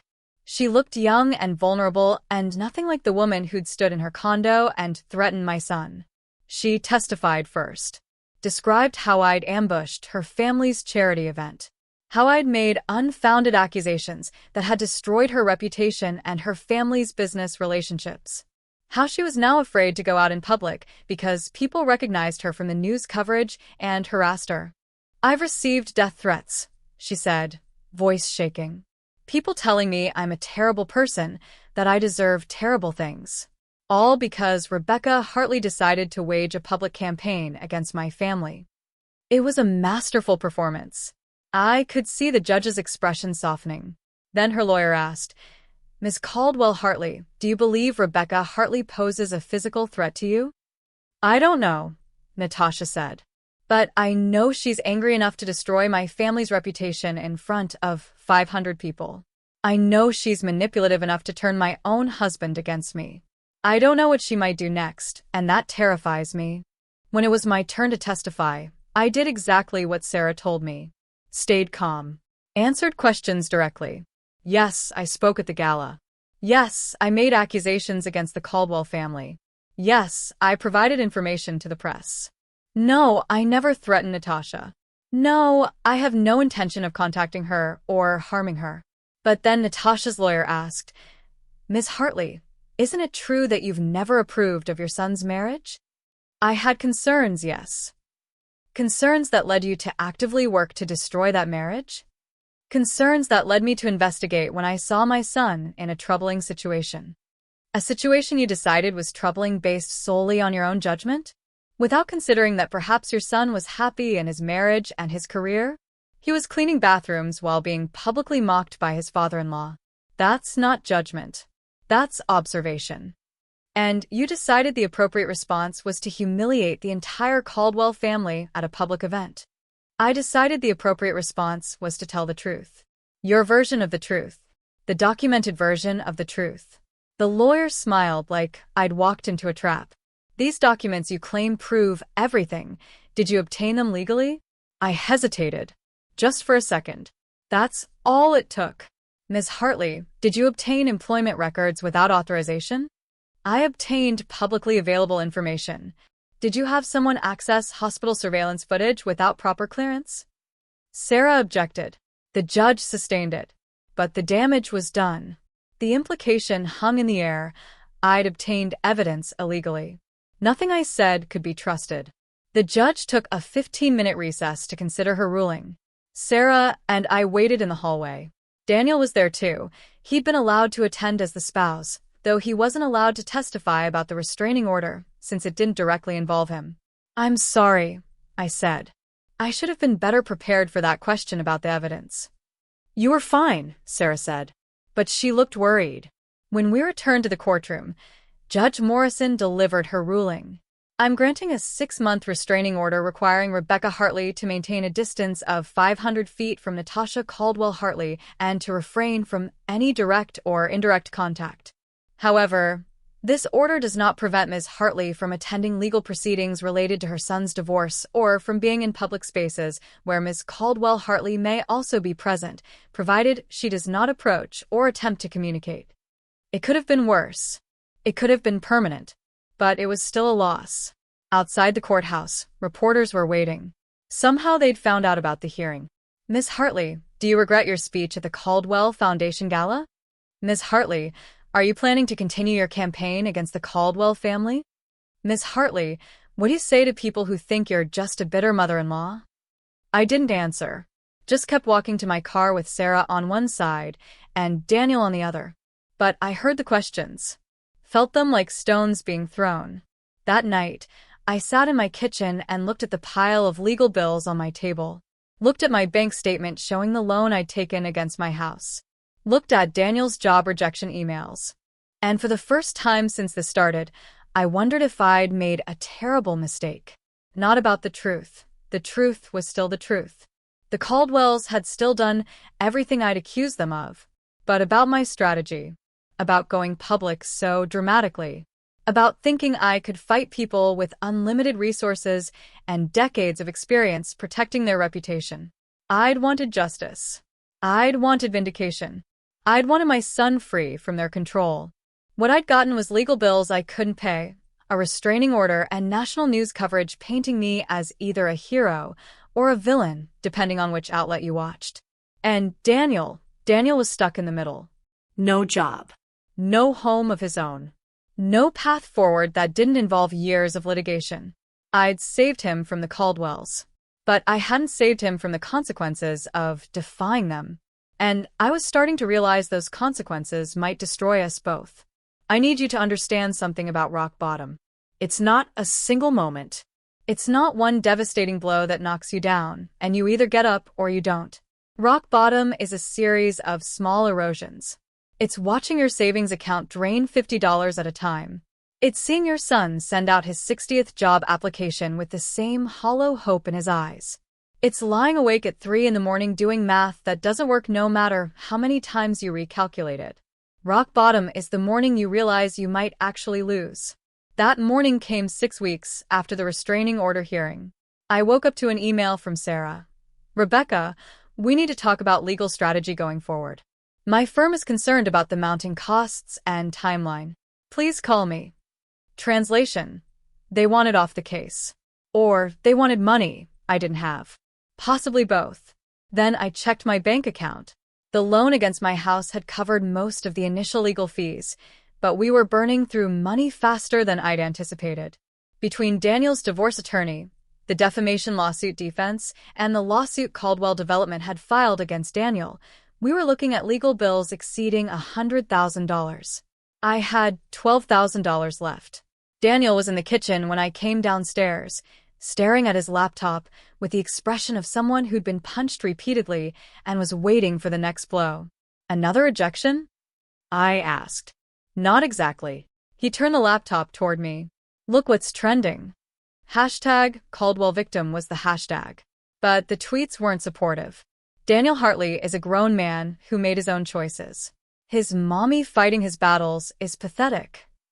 If he really was being abused, why did he stay for 18 months? Sounds like he enjoyed the lifestyle and now wants victim status. Rebecca Hartley is the real abuser. Imagine manipulating your son to destroy his marriage because you're jealous of his wife. There were hundreds of them. Thousands. The Caldwells hired a PR firm. Daniel said quietly. I recognize the language patterns. This is a coordinated campaign to shift the narrative. He was right. The tweets were too similar, too strategically timed. The Caldwells weren't just fighting us in court. They were fighting us in the court of public opinion. And they were winning. My phone rang. Sarah. I saw the social media trending, she said without preamble. Rebecca, we need to discuss the reality of your situation. I know. The legal fees. It's not just the fees.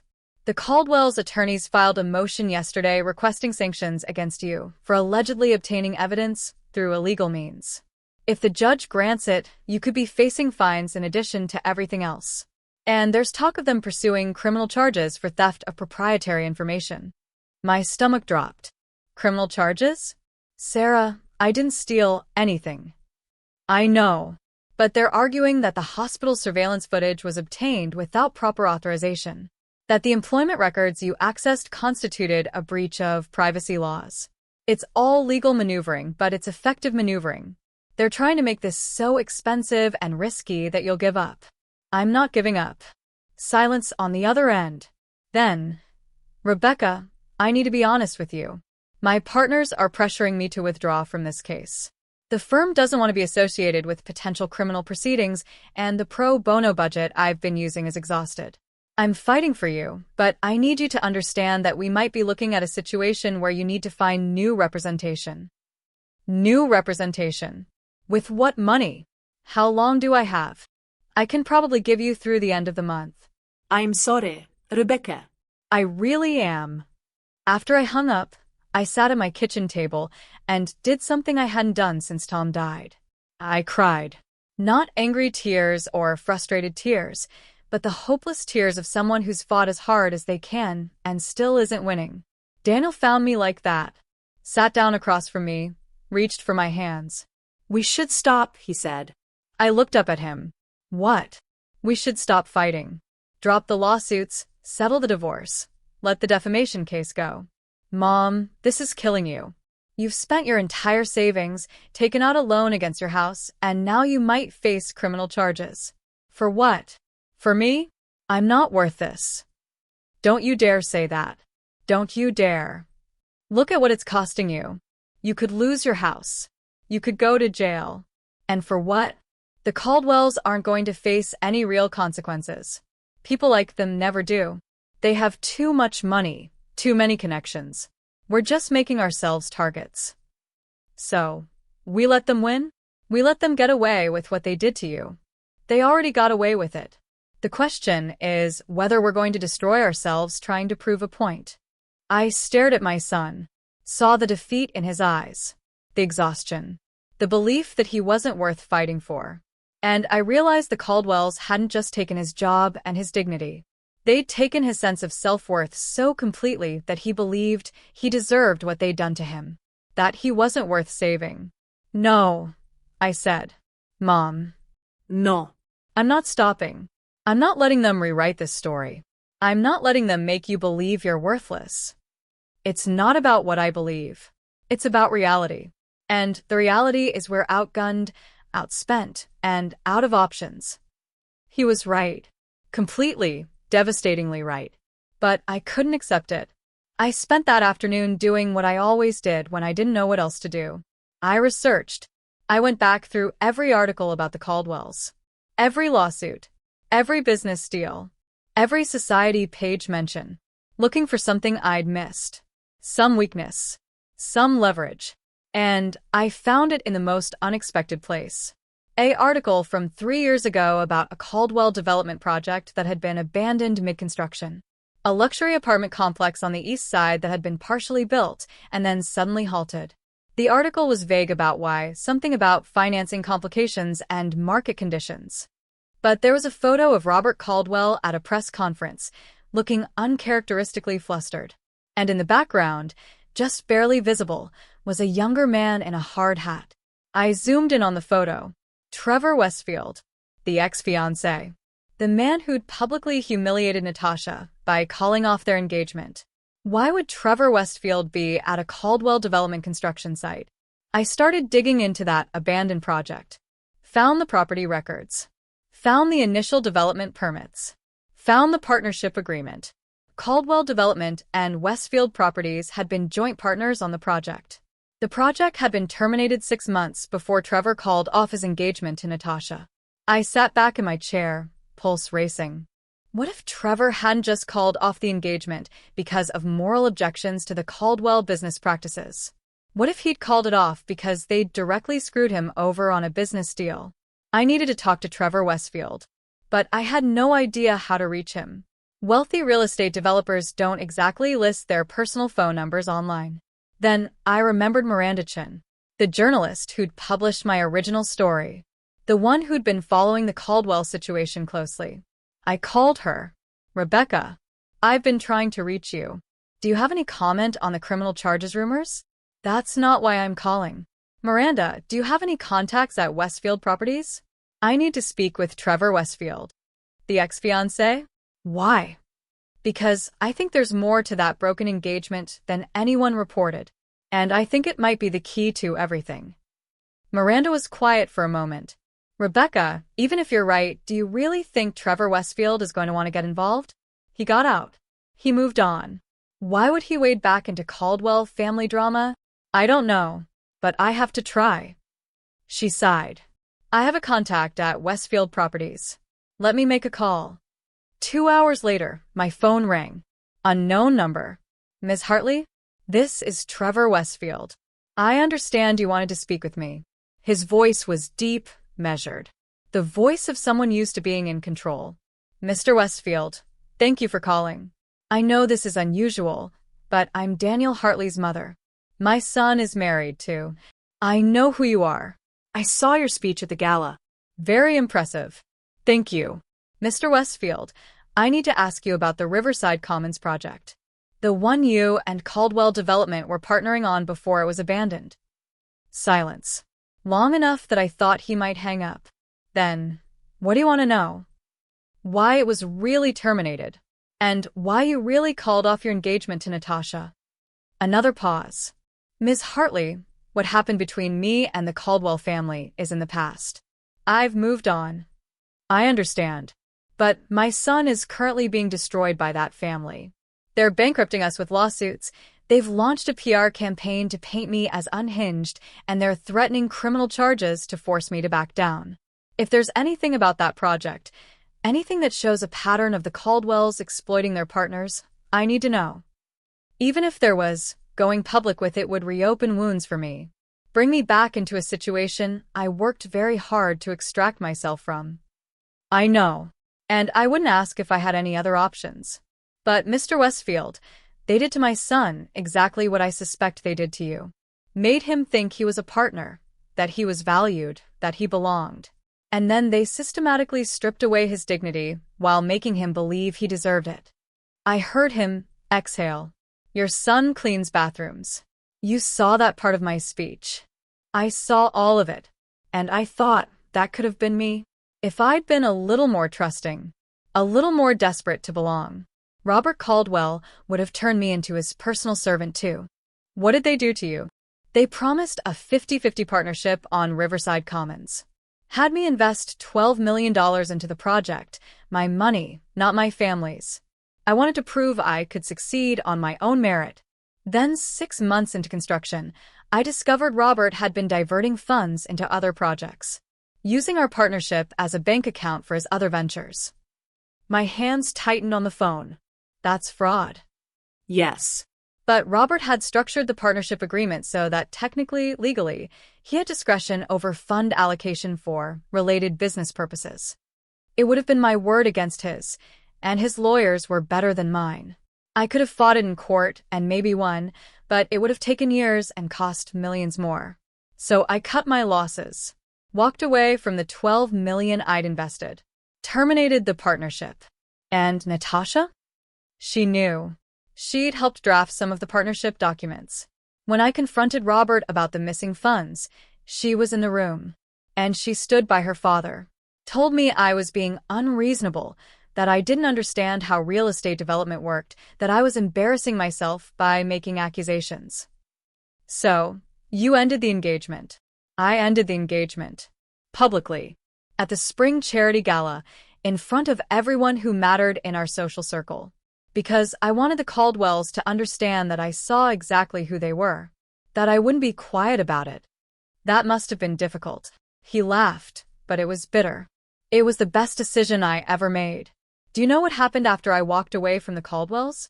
I rebuilt. I focused on my own projects, my own success.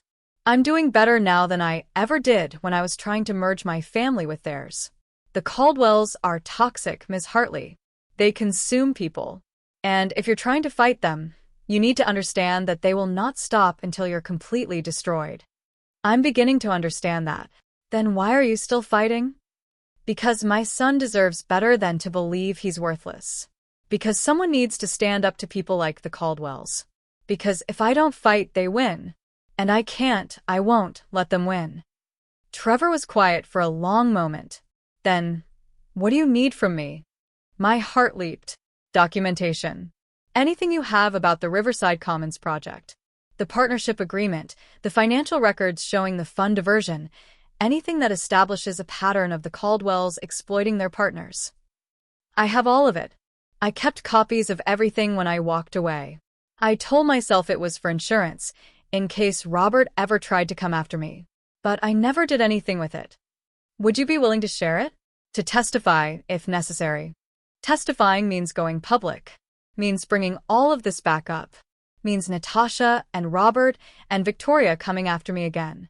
I know what I'm asking. But Mr. Westfield, if we can show a pattern of behavior, if we can prove that what they did to Daniel is what they've done before, it changes everything. It stops being he said she said about one situation and becomes documented evidence of predatory practices. I could hear him breathing on the other end. Considering. I'll send you the documents, he finally said. Everything I have. But Ms. Hartley, be careful. The Caldwells are vindictive. If they realize I've given you ammunition against them, they'll retaliate. Against both of us. I understand. And thank you. Thank you so much.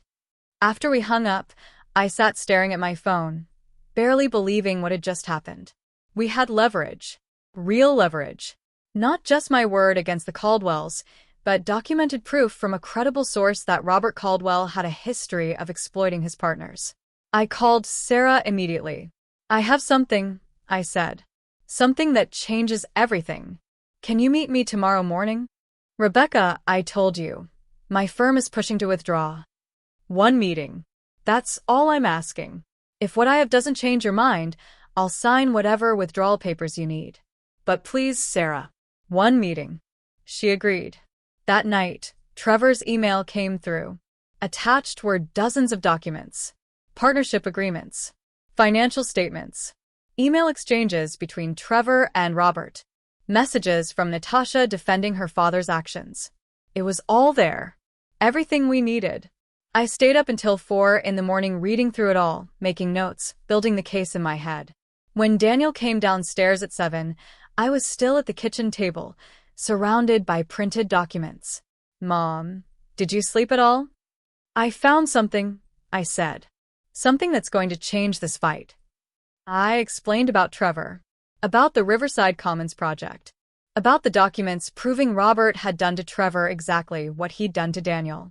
Daniel read through the files, and I watched his expression shift from exhausted resignation to something I hadn't seen in months. Hope. This is huge, he said. Mom, this is if we can prove this is a pattern, not a one-time thing.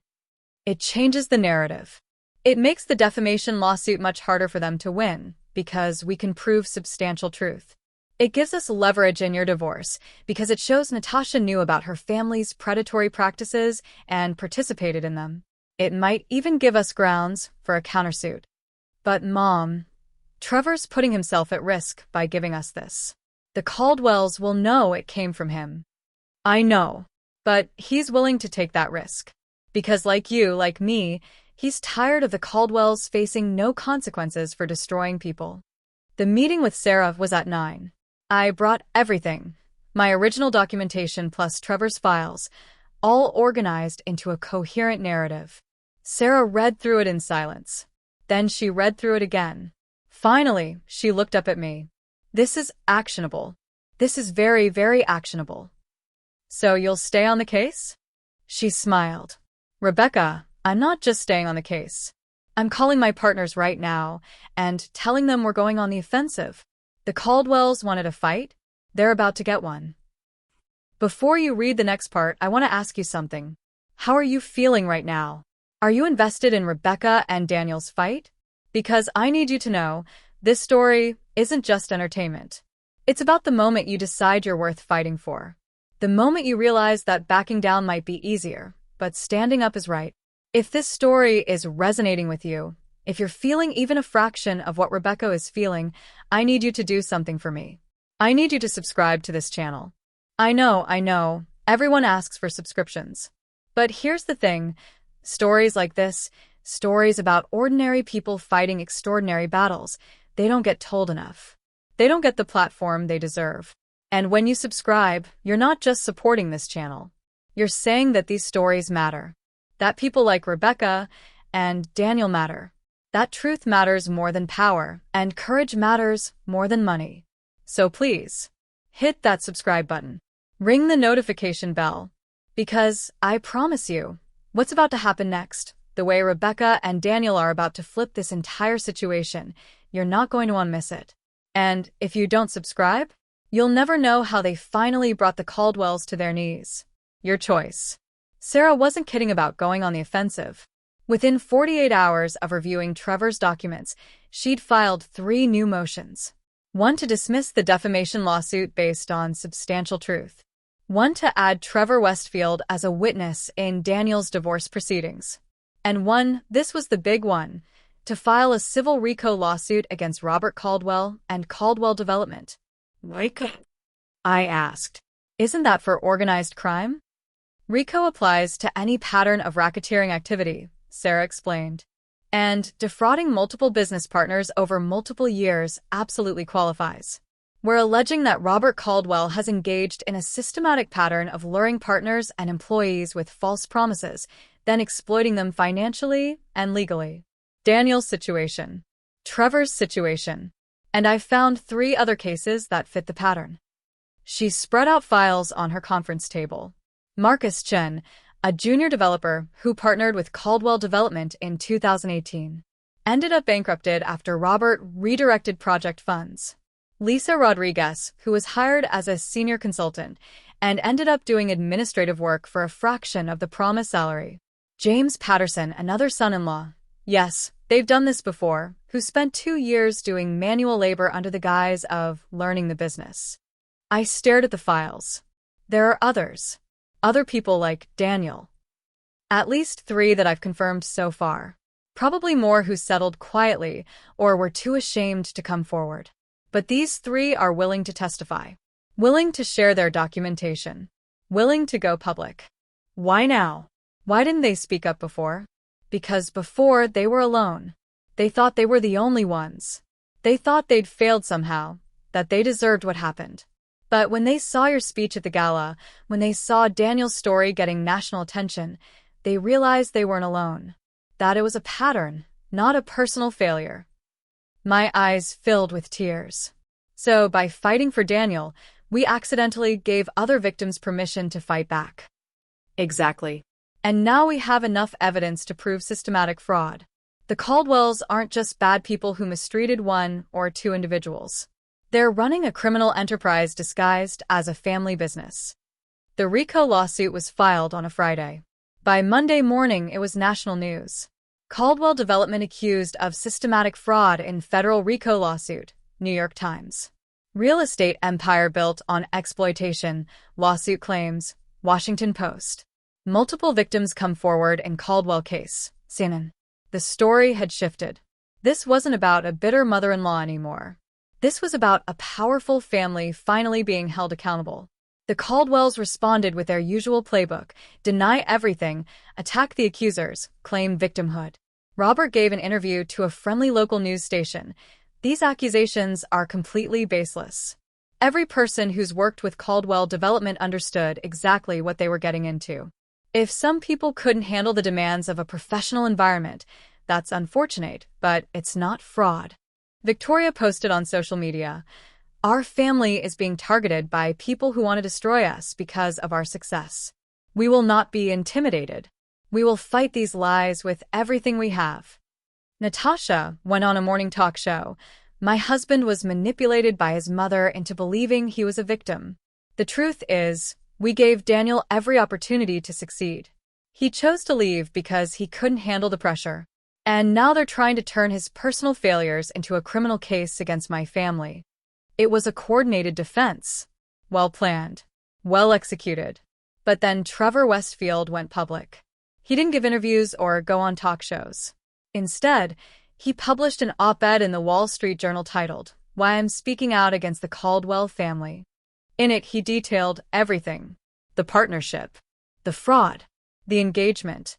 The way the Caldwells had used his desire to prove himself to steal $12 million from him. And he ended with this. I stayed silent for 3 years because I was ashamed. Because I'd been raised to believe that successful people don't complain, don't make excuses, don't air their failures publicly. But watching Rebecca Hartley fight for her son made me realize that silence protects predators. It allows people like the Caldwells to continue exploiting others because their victims are too embarrassed to speak up. So, I'm speaking up. Not for revenge, but for accountability. The Caldwells built their empire on the broken dreams of people who trusted them. It's time that empire came down. The op-ed went viral within hours. Suddenly, everyone was talking about the Caldwells. Business partners were backing away. Charity organizations were returning donations. The city council launched an investigation into whether any zoning variances or permits granted to Caldwell development had involved corruption. The dominoes were falling. But the Caldwells weren't done fighting. 3 days after Trevor's op-ed, I got a call from Daniel. He was at his lawyer's office, and his voice was shaking. Mom, Natasha's legal team just made an offer. They'll drop the alimony claim and agree to a no-fault divorce if we drop all the lawsuits.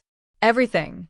The RICO case, the defamation defense, all of it. My heart sank. This was their play. Make it personal. Make Daniel choose between his freedom and justice. What do you want to do? I asked. I don't know. I'm so tired, Mom. I just want this to be over. I want to move on with my life. I understand, baby. I do. But if we drop the RICO case, the other victims lose their chance at justice too. Marcus Chun, Lisa Rodriguez, James Patterson. They're counting on us to see this through. But why is that my responsibility?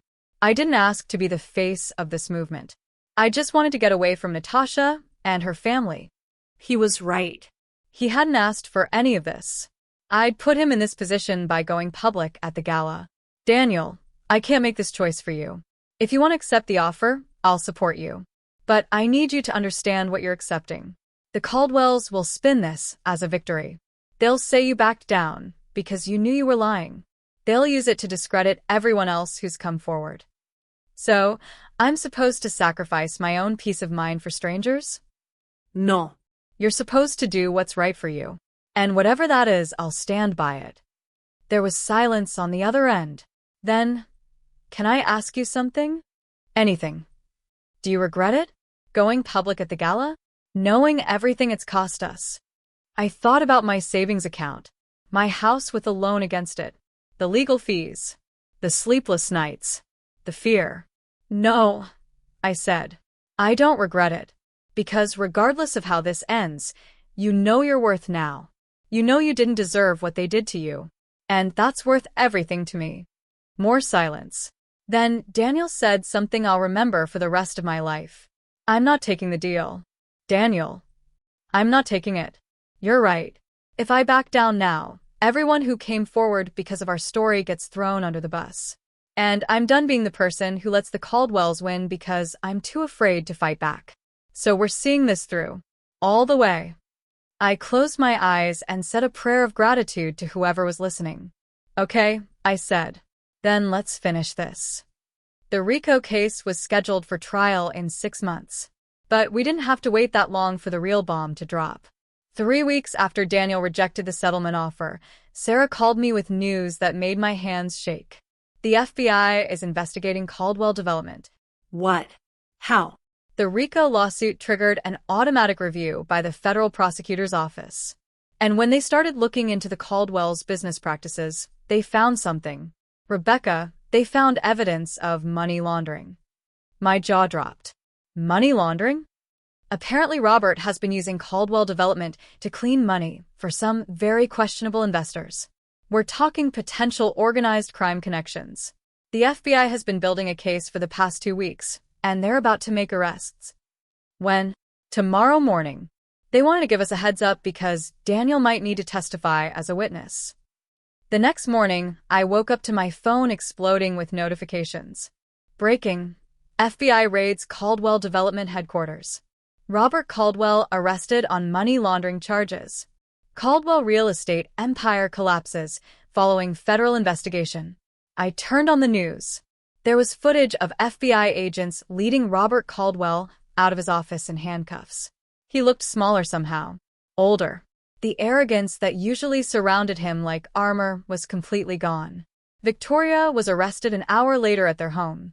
Apparently, she'd been involved in the financial side of the business more than anyone realized. Natasha wasn't arrested, but she was named as a person of interest. The news showed footage of her leaving her lawyer's office, hiding behind sunglasses and a scarf. The empire the Caldwells had spent decades building collapsed in a single day. Properties were seized. Assets were frozen. Business partners scrambled to distance themselves. Charity organizations that had taken Caldwell money rushed to return donations. It was spectacular. But for me, the most satisfying moment came 3 days later. I was at the grocery store, still living my normal life despite the chaos, when I heard someone call my name.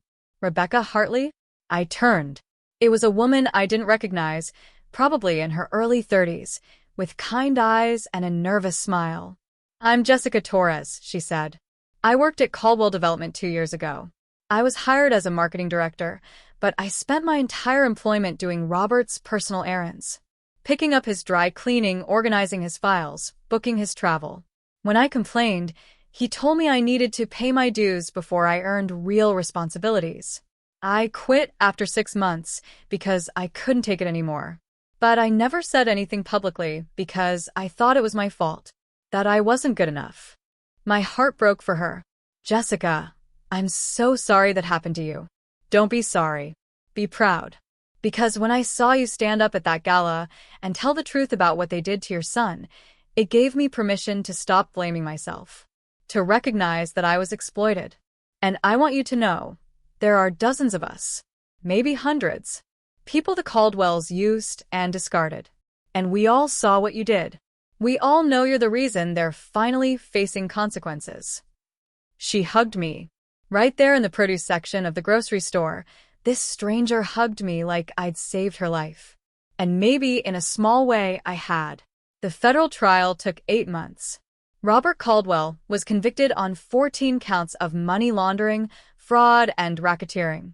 Sentenced to 12 years in federal prison. Victoria was convicted on 8 counts as an accomplice. Sentenced to 6 years. Caldwell Development was dissolved. All assets were liquidated to pay restitution to victims and settle outstanding debts. The civil RICO lawsuit settled out of court. Daniel received a settlement of $200,000, not nearly enough to compensate for what he'd endured, but enough to start over. Marcus Chun, Lisa Rodriguez, James Patterson, and Trevor Westfield also received settlements. The terms were confidential, but Sarah told me they were substantial. The defamation lawsuit against me was dismissed with prejudice. The Caldwells' attorneys formally apologized in court for bringing frivolous charges. The restraining order was dissolved. And Daniel's divorce was finalized. Natasha wasn't charged criminally. Prosecutors couldn't prove she knew about the money laundering, but her reputation was destroyed. She left the city, reportedly moved to her grandmother's estate upstate.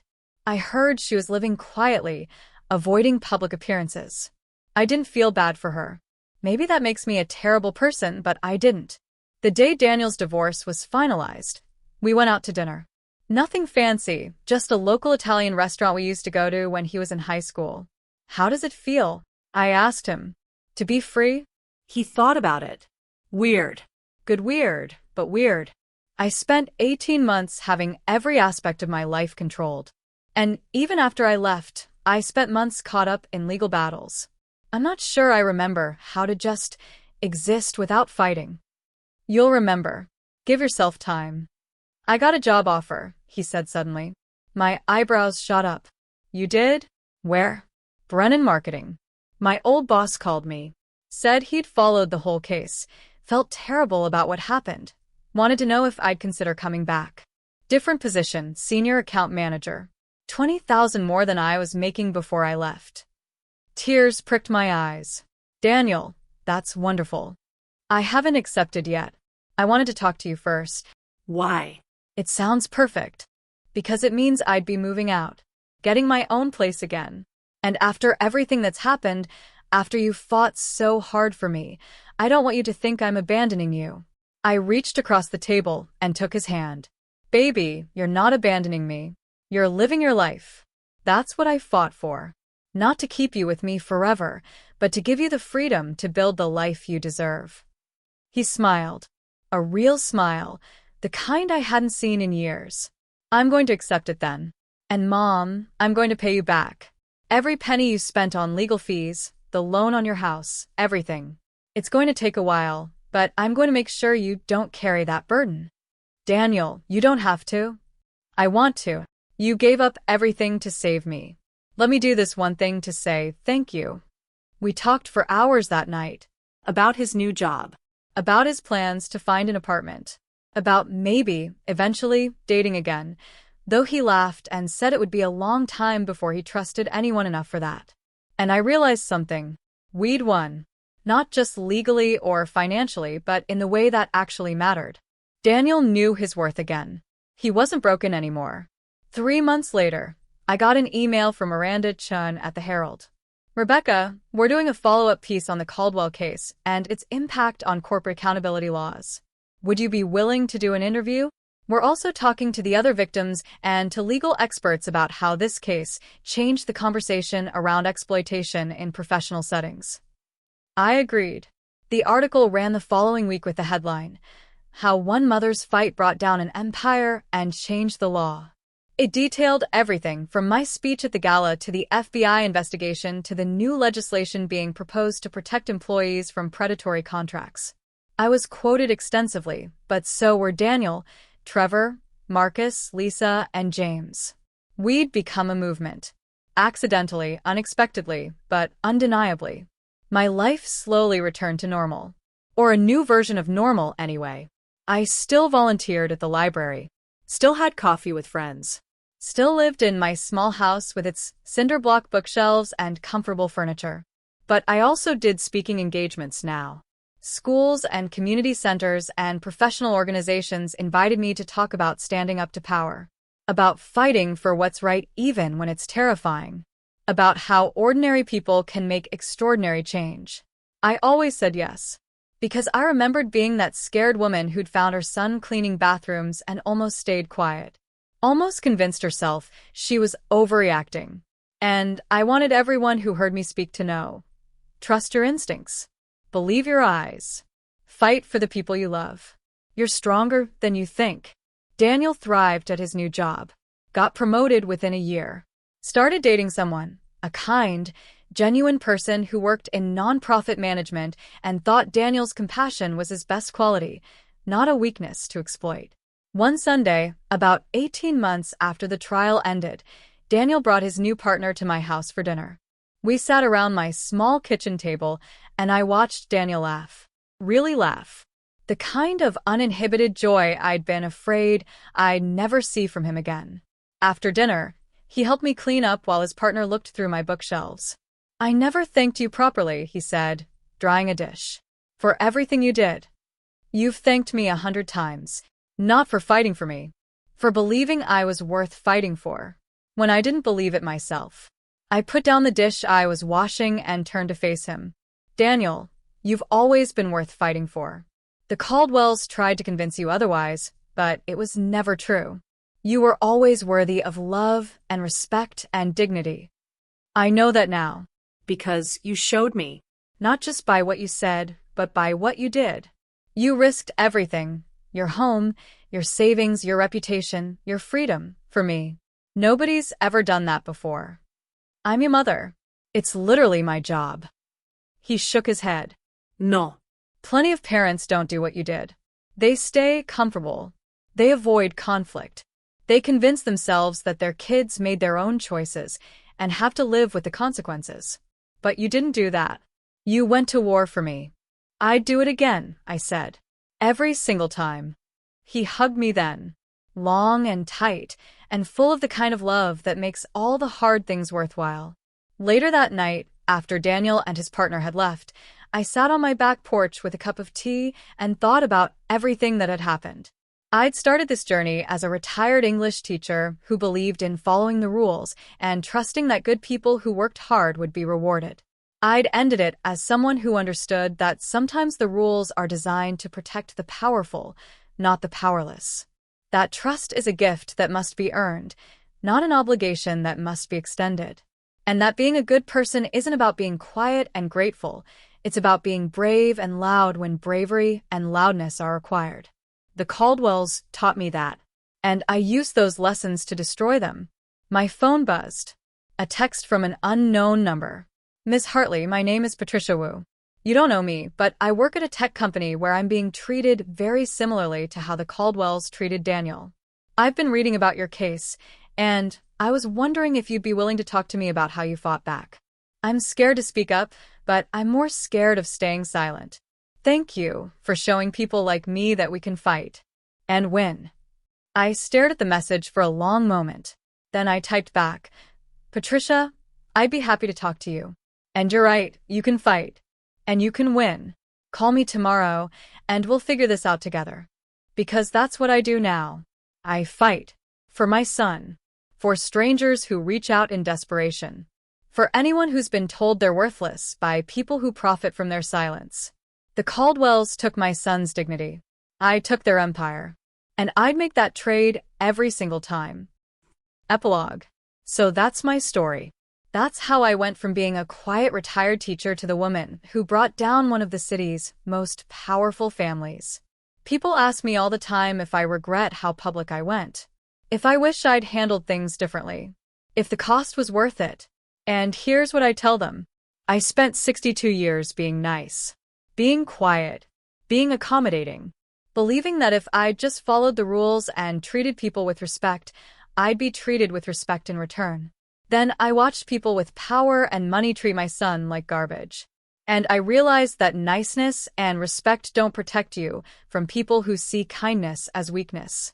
So no, I don't regret it. Not for a second. Robert Caldwell is in federal prison. His empire is gone. His reputation is destroyed. And every single person he exploited over the years knows they weren't the problem. He was.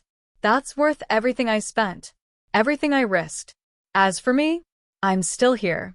In my small house with my cinder block bookshelves and my comfortable life. But I'm different now. Stronger. More certain of my own worth and my own power. And Daniel, my brilliant, kind, resilient son, he's thriving. He's happy. He's building a life on his own terms, with people who value him for exactly who he is. That's all I ever wanted. So if you're listening to this and you're in a situation where someone is making you feel worthless, where you're being exploited or degraded or told you should be grateful for mistreatment, please hear me. You deserve better. You are worth fighting for. And the people who tell you otherwise are lying to maintain their power over you. Stand up. Speak out. Fight back. It won't be easy. It might cost you everything you have. But I promise you, you're worth it. Before I go, I want to thank you for staying with me through this whole story. I know it was long. I know it was heavy at times. But these stories need to be told. These fights need to be witnessed. If this story meant something to you, do me a favor. Share it. Tell someone who needs to hear it. Leave a comment about your own experiences or how this resonated with you. Subscribe to this channel so you don't miss future stories about ordinary people doing extraordinary things. And if you're fighting your own battle right now, against a bad employer, a toxic family member, anyone who's trying to make you small, know that you're not alone. I'm here. All the people who listen to this story are here. We believe you. We support you. You can do this. My name is Rebecca Hartley. This was the story of how I found my son cleaning bathrooms while his father-in-law laughed and said it was all he knew how to do. And this is how I made sure that father-in-law never laughed again. Thank you for listening. Now go fight your own battles. You're stronger than you know.